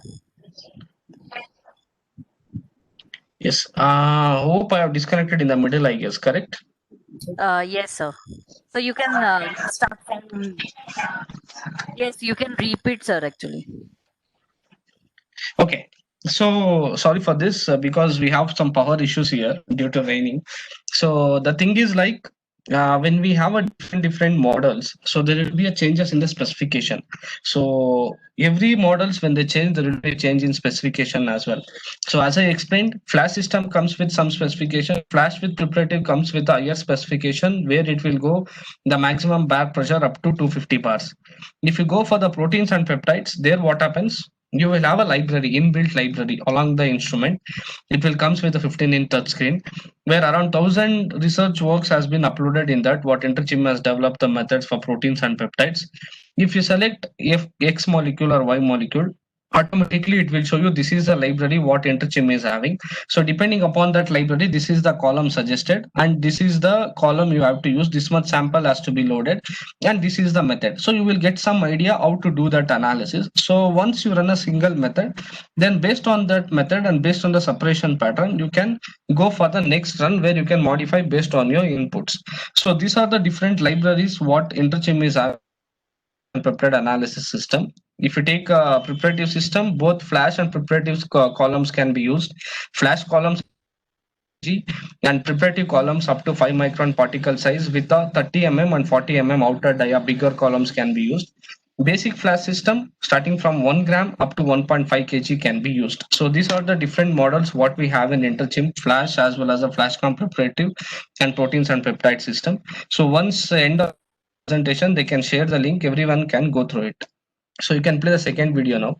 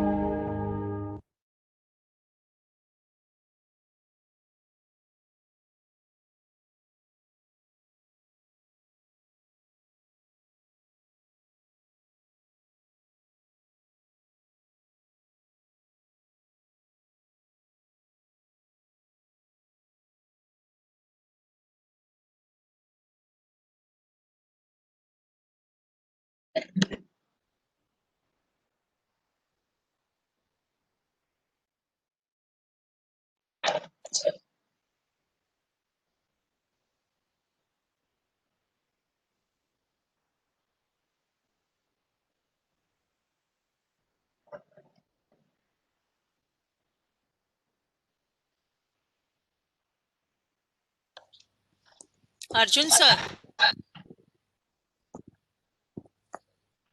Hello. Yes, madam. Can you hear now? are you there? Yes. Yes, ma'am. Yes. Okay, sorry. Lots of net fluctuation. There is a power loss area in my area. Okay, sir. Okay. Okay, so video is done. I think I was disconnected in the middle of the video. Done, sir. Done. Okay, so this was the video where it is showing the artificial intelligence what we have it in Interchim flash chromatography system. I think everyone has seen that there was a TLC developed and automatically you have taken a photo in your mobile. So this we call it as a flash and go. What I told in the morning, this whatever we developed with this picture taking sequence, what we have developed in a new latest software, we call it as a flash and go. Means you have to just take the photo of the TLC, then to the help of your Wi-Fi, you are the Bluetooth automatically you will transfer this TLC data to the instrument. Then once you transfer this data to the instrument, then automatically RF will be calculated. So you can see in that the software itself spotting the points like there were around 4 points. Once you spotted the points and you select the ranges starting from the top to the bottom, then automatically depending upon the RF which column has to be chosen, that also it will be showing there. So this is the advantage of Interchim flash chromatography 5th generation software where RF will be calculated automatically. So as I told you in the morning, depending upon the RF, you have to choose the loading as well as the column which has to be used. So here what happens, depending upon the RF which is calculated automatically by the instrument, it will tell you which column to be used. So this is the first advantage. And the second advantage is it will tell you depending upon your sample, how much, for example, you will give some name for your plate. Depending upon that, it will ask how much mg or the gram of sample you are loading. So based on the CV, it will tell you which column has to be taken. And accordingly, for example, if it tells 4 grams column or 16 grams column, you have to think that 10% of the loading. Means if you take 4 grams, around 400 mg of sample can be loaded. If you take a 8 grams sample, then around again 800 mg of sample can be loaded. So this is the cross calculation you have to do. So once everything is set, then automatically column equilibration will be done by the software. Then again sample injection will be done. Then purification will be done. Then your samples will be collected. So this is the advantage what I told you in the morning. We call it as a flash and go. So what is boost and go? We will just see in the next videos coming up. So can we play the third videos? Yeah.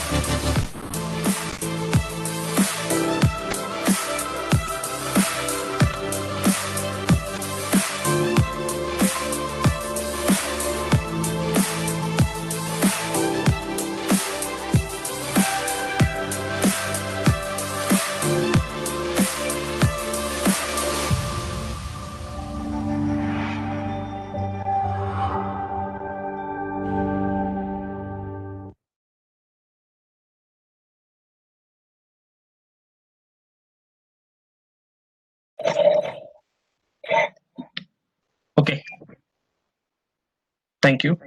So this was the video of completely advanced system what we have it in Interchim. So here you can see it was a complete setup. It was a complete setup which is having auto sampler, mass detector, and a flash cum preparative system. So as I explained you in the first video what was flash and go. So here you can see what is load and go. So for example, you have an auto sampler, you have connected to the instrument, then you have seen in the video, I guess automatically the sample will be taken by the auto sampler and it will be sent to the sample analysis. So before that, column equilibration method set, everything will be done based on that RF value what we have shared the picture to the instrument. So after that, second step is we need to put the method and we need to put the sample, that we call it as a boost and go. So here what happens when you have around more than 10 to 15 samples to be analyzed. So that time what happens, user has to stay in front of the system, and once the injection number 1 is done, he has to do the injection 2.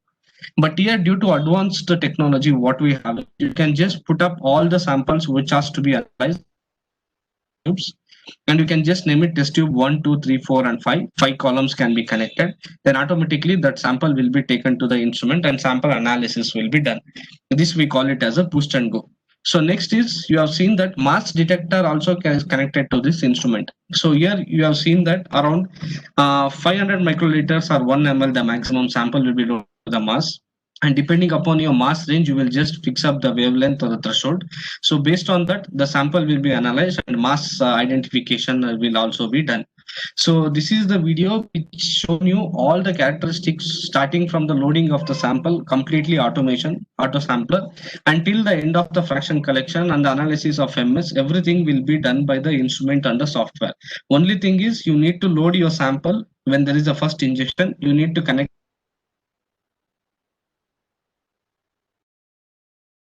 Microsoft X genus automatic calculation that also can be used.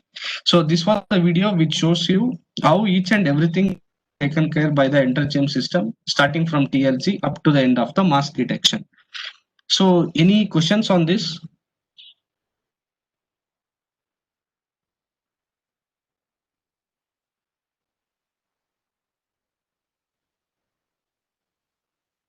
Yes. Questions? So we have two questions in chat box. Yeah, please. The first question is, what are those 3 lines when chromatogram is recorded? Okay, good. This was a good question. So as I explained to you in the morning, 6 wavelengths can be selected in our software. So that 3, whatever you shown in the chromatogram is the 3 different wavelengths. For example, if you said 260, 280 and 220, 3 lines will come with 3 different colors. And suppose if you fix any 2 wavelengths, 2 lines will come. If you fix all the 6 lines, 6 lines will come. So these were the wavelength detection, whatever you have selected. So there they have selected 3 detection lines, that was the showing. Okay, thank you, sir. And the next question is, can we add less than 100 mg for a column of 25 gram? Or is there minimum limit for the amount of sample we can load? For 25 gram column, definitely you can load 100 mg sample. That is not a problem. But higher concentration has to be loaded, because when you are going with the 25 grams of sample, so 100 mg will be a very less. So you have to keep minimum detection, means minimum threshold, very less threshold, because if you keep threshold like around 1 or more than 2 or 3 depending upon your concentration, if very less concentration is there, it may not detect. Simple small peak will come and fraction correction will be collected. Suppose if you have very concentrated volume with a very less sample with 100 mg only, then you will get a very good resolution and separation. Definitely you can use 25 gram column for 100 mg.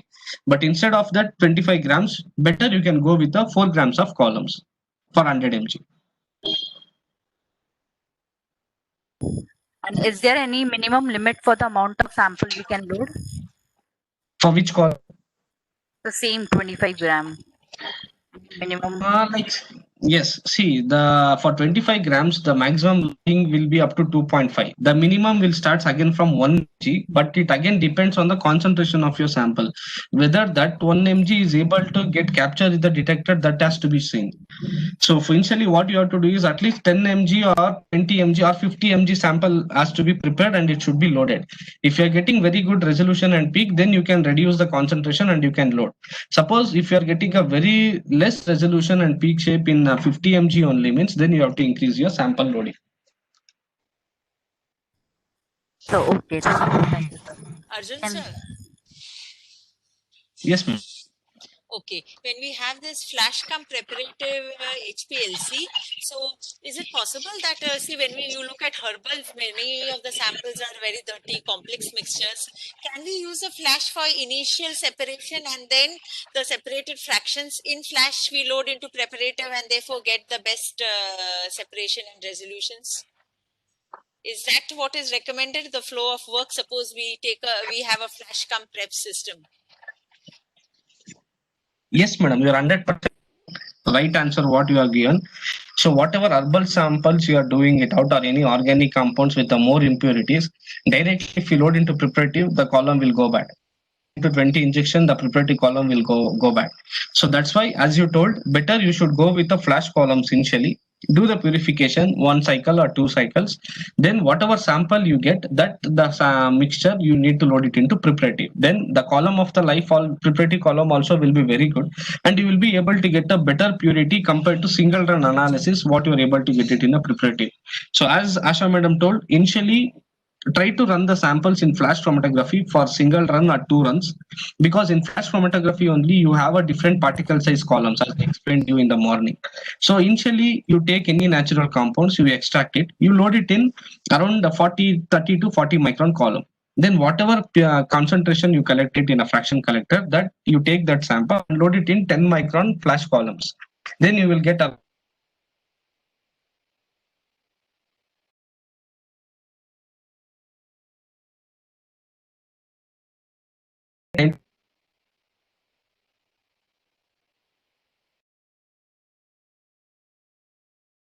long last.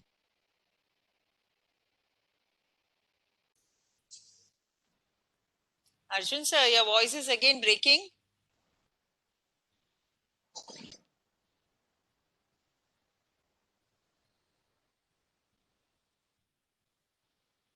No, sir. I'm I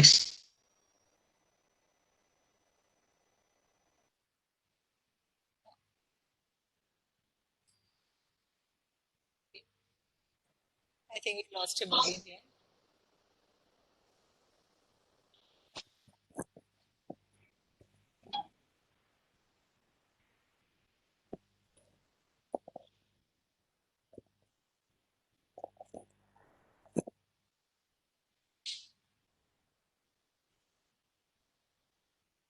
Arjun sir?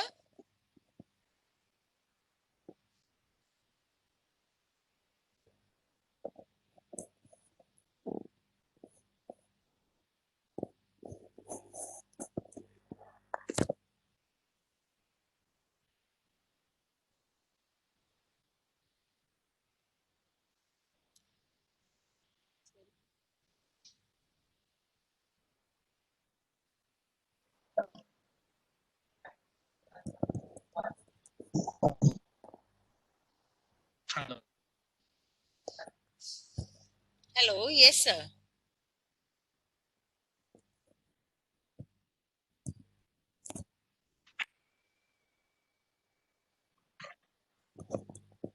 any Rasha madam questions?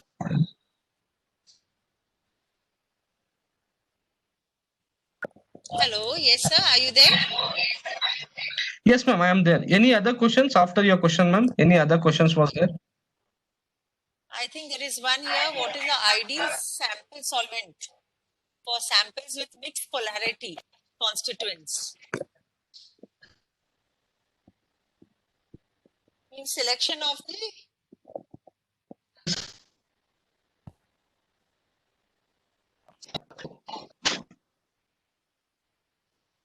Sir, I think your voice is breaking. We will go ahead with the third video. And in the meantime, you can just check your connectivity, sir.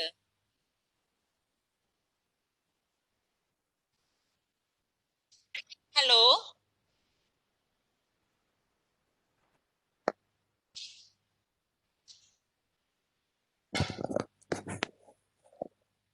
Yeah, sure. Okay, sir. Okay. So technical team, please play the next video.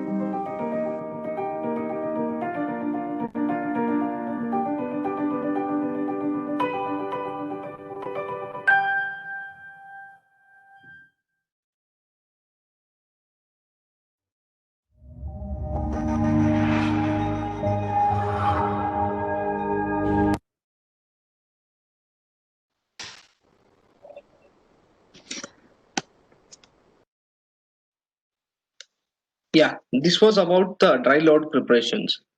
So how you can prepare the sample if your sample is not completely soluble in your solvent. So if you're not able to do the liquid injection, then how dry load can be done. So this was the complete detailed video where you can select your silica, you can take up your sample, both you can mix it, dry it, fix it properly. And then as I explained to you in the morning, there will be a lot of cartridges available with us.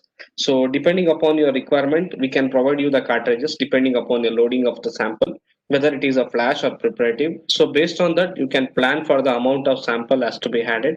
So depending upon the dry load, you can go for the stationary phase as well. So it is not necessary like that. If you have a dry load of around 10 grams or 5 grams, the stationary phase also should be like a 5 grams or 10 grams. It's not like that. So you can take, depending upon your sample, you can select the dry load. So depending upon your dry load, you can choose the stationary phase. For example, if you're loading a 1 gram of your sample in a dry load, then you can go for around 10 grams of flash column, which works as a stationary phase. So that purification will be a better, and you can expect more purity as well. So this is the detailed video about the sample preparation, whether if you are going for a dry load, whether it is in a flash or for the preparative injection. So any questions on this? Yes, sir. First question Yes, is please. from What is the ideal sample sequence for sample with mixed polarity constituents, normal phase and reverse phase? See, this usually what we will do is first we'll start with organic solvents, depending upon the nature of the molecule. So then we'll try to start using with the hexane or ethyl acetate initially to see whether the polarity how it is. So then if you're not able to get the separation well, then we'll use it like a hexane. Then if you're going for a reverse phase, then we'll see with acetonitrile and water. Then we'll have a different concentration of acetonitrile with a methanol or ethanol. So depending upon the polarity of your sample, you need to see which solvent has to be selected. So initially you can just check with the hexane and ethyl acetate, and you will get an idea how the polarity it is. Yes, sir. Let's take the next question. Yes, ma'am, please. Yeah. Please guide about varieties development for fractionation of chemical extracts. It is also same thing only, ma'am. So depending upon the nature of the sample, as I told, first thing is nature of the sample. You have to have some of the research analysis, or you have to go with some of the literature, and you have to see what kind of nature is of your sample has to be extracted, whether it is a polar or a non-polar, whether it will have some polarity to start with ethane and hexyl acetate, or you have to go with a cyclohexane or hexane. On which category of these solvents you have to choose the sample, so that initially you need to see. Then otherwise, if you don't have any literature work or article, or it is a new R&D work you are doing, means initially start with the polarity cycle. Then one by one you will just mix it A and B, then you will get some idea. For example, hexane and ethyl acetate, if it is not working, ethyl acetate and hexane, you will mix some ratios and you will see. So depending upon that, you can start developing your method. Okay, so next question is from Soumya. What are the specifications of silica to be used for flash system? What are the specification of Silica to be used for flash system. For flash chromatography, there is no such specification as it is used in HPLC. So as I told in the morning, any gradient solvent can be used, and any gradient silica can also be used, because flash system are always will be a regular systems compared to HPLCs and preparative. So here you can use irregular silica, spherical silica, depending upon your RF again, and co-eluting samples, whatever you have. Suppose if RF is more than one, and if samples are not close eluting, then you can use irregular silica also. You will get a very good separation. If you think that your samples is nearby other molecule, close elution are there, close impurities mix may happen, then you have to go for the spherical silica always. So instead of using irregular silica for the close impurity separation, always go for the spherical silica, where you will get around 15 micron or 10 micron particle size, so that it will be very effective for the separation of your molecule. Okay, so next question is from Sheena. How about air bubble problem and dry load methods while packing solvent? Madam, I didn't get you. Julie ma'am, your voice is breaking. You have some echo. Yeah. I guess it is not from this area. Okay, I'll take the questions, Julie ma'am. Yes, ma'am. Yeah. The next question is from Leena Sharan. She wanted to know how about air load problem in dry load method while packing column. Okay, this is a good question. Good question actually. The thing is like this dry load, we are not able to pack it like a instrument packed what we get it from the completely packed columns. So dry load, how much ever precautions we take, also there will be some of the bubbles generated. But when it passes to the stationary phase, automatically it will be get rectified because there will be a more surface area, and due to the flow rate, more flow rate, what we will be using, that air bubble will be trapped and it will be taken away. Because in this quaternary gradient pump, we have one more line which is taken, which is only for the air bubbles to pass it out. So that when there is any issues with the dry load sample, once it passes to the exact stationary phase, whatever the columns we are using it, due to high flow rate, it will be taken out. And here the detectors as well. So if it is having a very less air bubble, very less minute also, irrespective of that, the detection will be analyzed. So that is the advantage. Again, you get it in a flash chromatography system. Yeah. Next question is from Roshali Sande. Yes, ma'am. For photosensitive samples, whether different cartridges and column are available. Yes, definitely, ma'am. It is available. Even free loose chemistries of columns are also available. Packed columns are also available. For sensitivity, especially we have special columns. We call it as a 120 angstrom columns, which works best for the natural compound analysis, especially for the plant extractions. Yes, we can provide the cartridges for that. So I guess done for now. We'll go ahead. Yeah, please. So no more questions in chat box. Go ahead. Okay, ma'am. You can go for the next video then. Yes, I request technical team for the next video.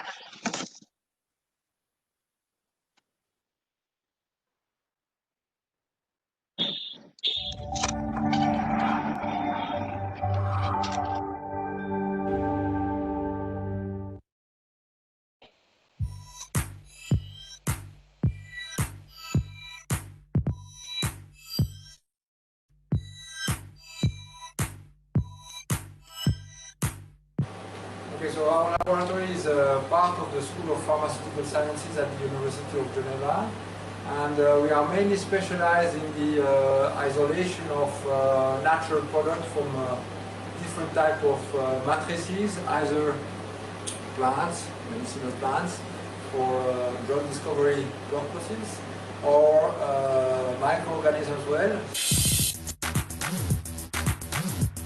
So we are working on different type of very complex biological matrices in general, and we are mainly people who are able to isolate and identify the structure of natural products completely de novo. So we are looking usually to new molecules, and we use especially the preparative system in order to target specifically the isolation of these compounds, mainly based on mass spectrometry. Because on one side we develop metabolite profiling methods, which are used either for just the evaluation of the composition of this organism, or from a metabolomics perspective, where we try to use this technology to find biomarkers. And in both fields, the importance is to define correctly the exact structure of the biomarkers, and for this, isolation is a mandatory step. And the fastest isolation is the best. It's very important to be able, from the analytical scale up to the preparative scale, to have a completely rational follow-up of the separation. And that's why we are very interested to work on systems like this one, because especially on the detection aspects, it's quite fair to have possibility to detect at a preparative level molecules with mass spectrometry. And this is a key technology on the analytical science aspects. So we have this information from the mass spec perspective when we do the analysis at a very small scale. And on a system like this one, we can have the same type of detection, and based on this, we can really trigger the isolation of specific compound based on their MS signal.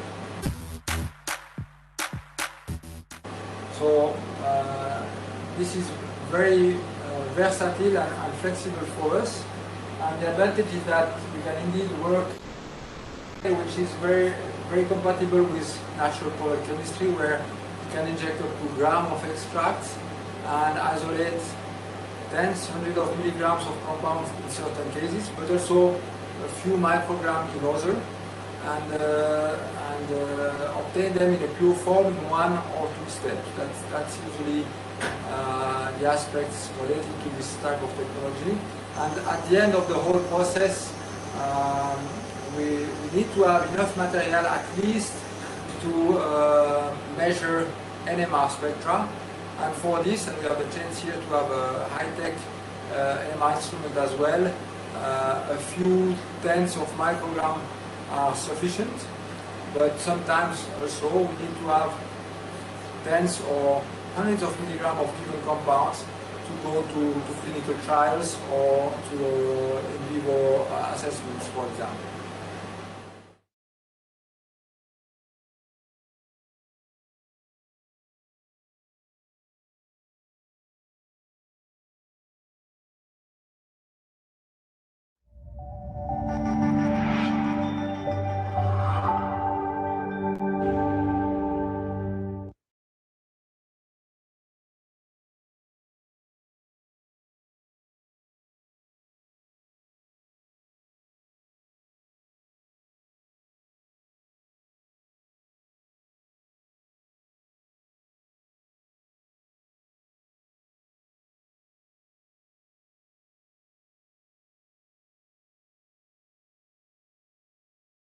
Hello.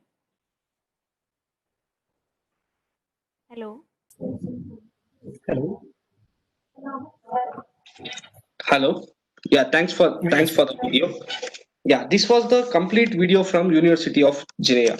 So there they have a complete setup, flash cum preparative system along with the mass detector. So here you can see in his explanation, you can clearly observe that there are works going on from the milligrams up to kilotons. So there will be a want to purify the samples in milligrams, and sometimes when it goes for the clinical studies and all, he has to purify in tons as well. So that is the beauty of the flash chromatography system. So starting from milligrams up to the kilotons can be purified in a single day using this flash chromatography system. And this was a complete setup where this research scientist is working on the few method development for COVID as well, using this flash chromatography system. So that videos also we will be posting in Interchim website soon once it is coming to the market. So advantage of this is when you have a mass detector, you will get a very exact information on the sample what you are going to analyze. So if you get the exact information about the mass, so that 99% of your purification will be done, because mass is the first advantage. If you get that particular mass of your compound you are expecting, and mass is matching that compound, then 90% of your work is done. Then you have to go for the clinical trials, and depending upon the modifications, then you can transfer the milligram purification to tons of your purification. So this was a video to show that how complete lab setup we can help out from the Interchim, starting from the flash sample analysis up to the mass detection. So any questions on this?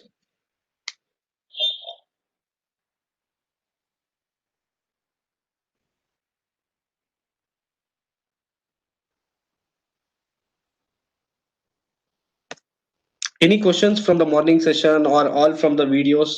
In the middle of few videos I got disconnected as well. So any videos on if you want to have it in future also, we can share the link, no problem. Suppose any doubts on this, starting from morning session and afternoon session as well. So you can just have a discussion now. You can ask us the questions. Hello, technical team. Have you played all the videos? Yes, ma'am. Acha, okay. Yeah.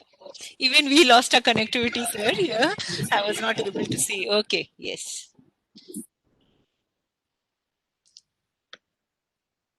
Any questions, team, in the chat box? Any questions are there, or anyone has to speak out? Means we can take up the questions. Arjun, sir. Yes, ma'am. See, suppose I do a TLC run initially and I have two components, say RF value 0.2 and say 0.4.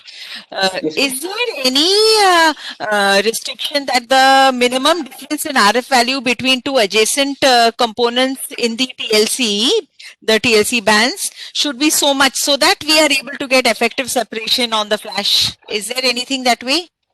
Or how close RF values can be? Yes. Yes, ma'am. So here, the higher the RF value, the separation will be good, and you can do very easily in flash chromatography. The closer the RF value, it will be very difficult for you to get the separation in flash. Then ultimately you have to switch for the preparative systems. So here what happens, for example, as you told, you have one molecule with RF 0.2 and one more with a 0.4. There is a 0.2 difference. Instead of using irregular silica, you can go with a spherical silica like 30 micron or 15 micron, and you will get a very good separation in this flash itself.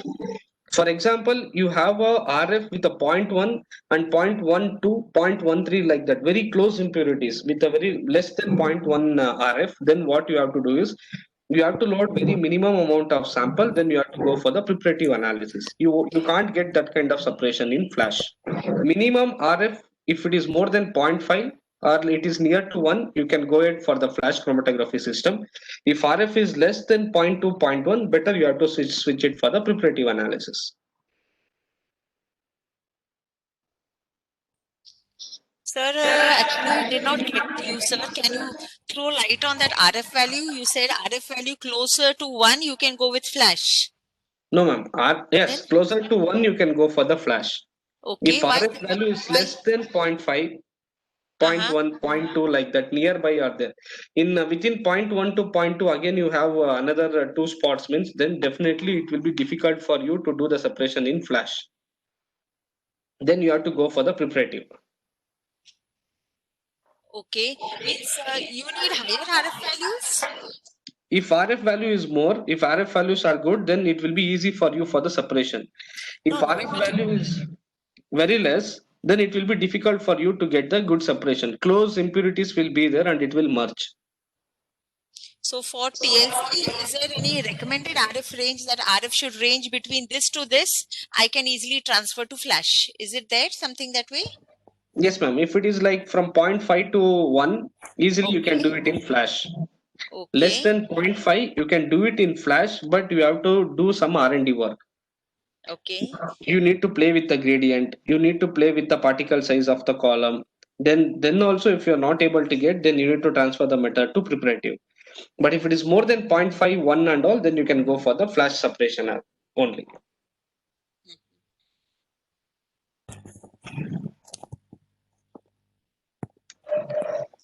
And there is some predictions we can use of those column volumes to understand when our compound, like if this is the RF value, then I will need so many column volumes to bring about the separation. So means that will help me to understand when my analyte will elute out and when I should collect the fraction. So can you tell something about that, column volumes? Well, column volume, actually what happens here is, if column volume plays a very important role in column equilibration, first part. Because if column washing or column equilibration is not done properly, then separation may not happen properly. So why we take column volume first is to equilibrate the column properly. That is the first thing. And depending upon the RF, if you want to see the column volume means, so if RF is more than more than 1 or less than 0.5 means, the column volume for 0.5 will be around 2 to 3 column volume, and if it is more than 1, you have to go more than 5 to 6 column volume for your separation.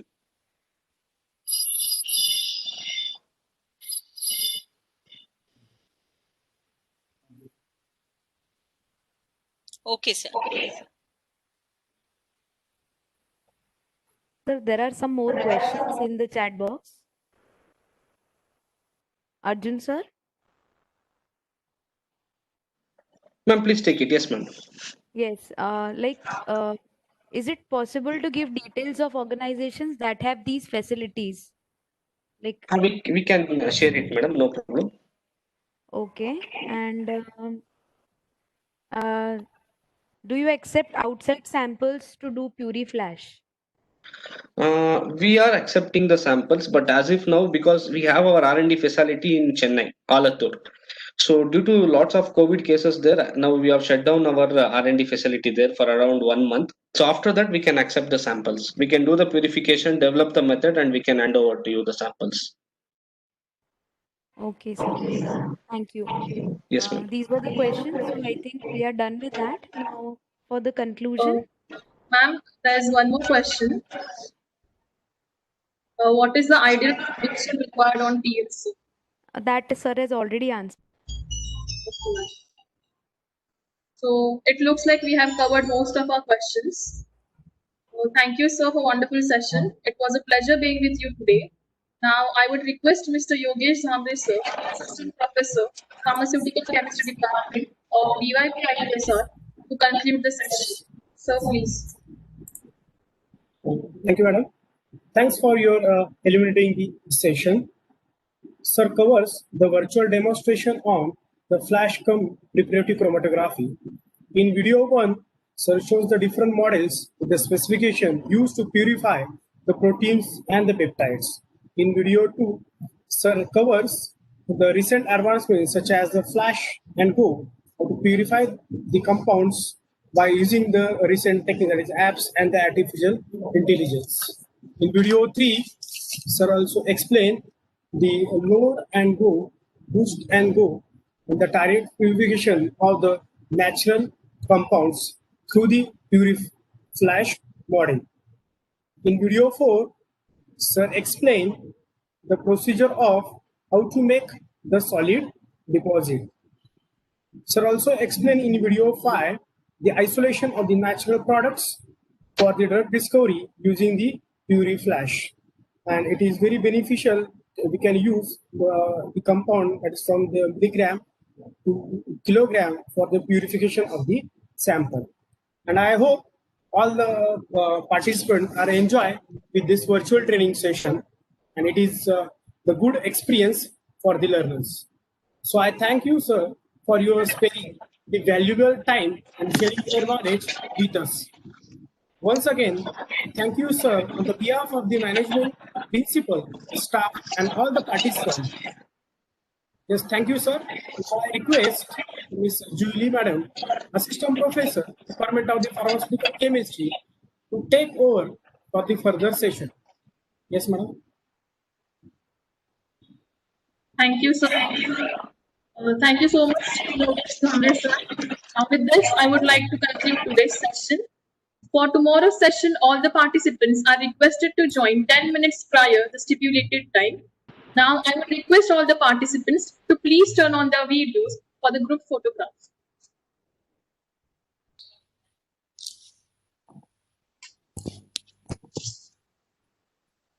Kind attention all participants. Tomorrow we will be starting the session at 10 a.m. All of you all are requested to join at 10 o'clock, and we start with the sessions from Dr. Charegaonkar sir from ANCROM. Thank you.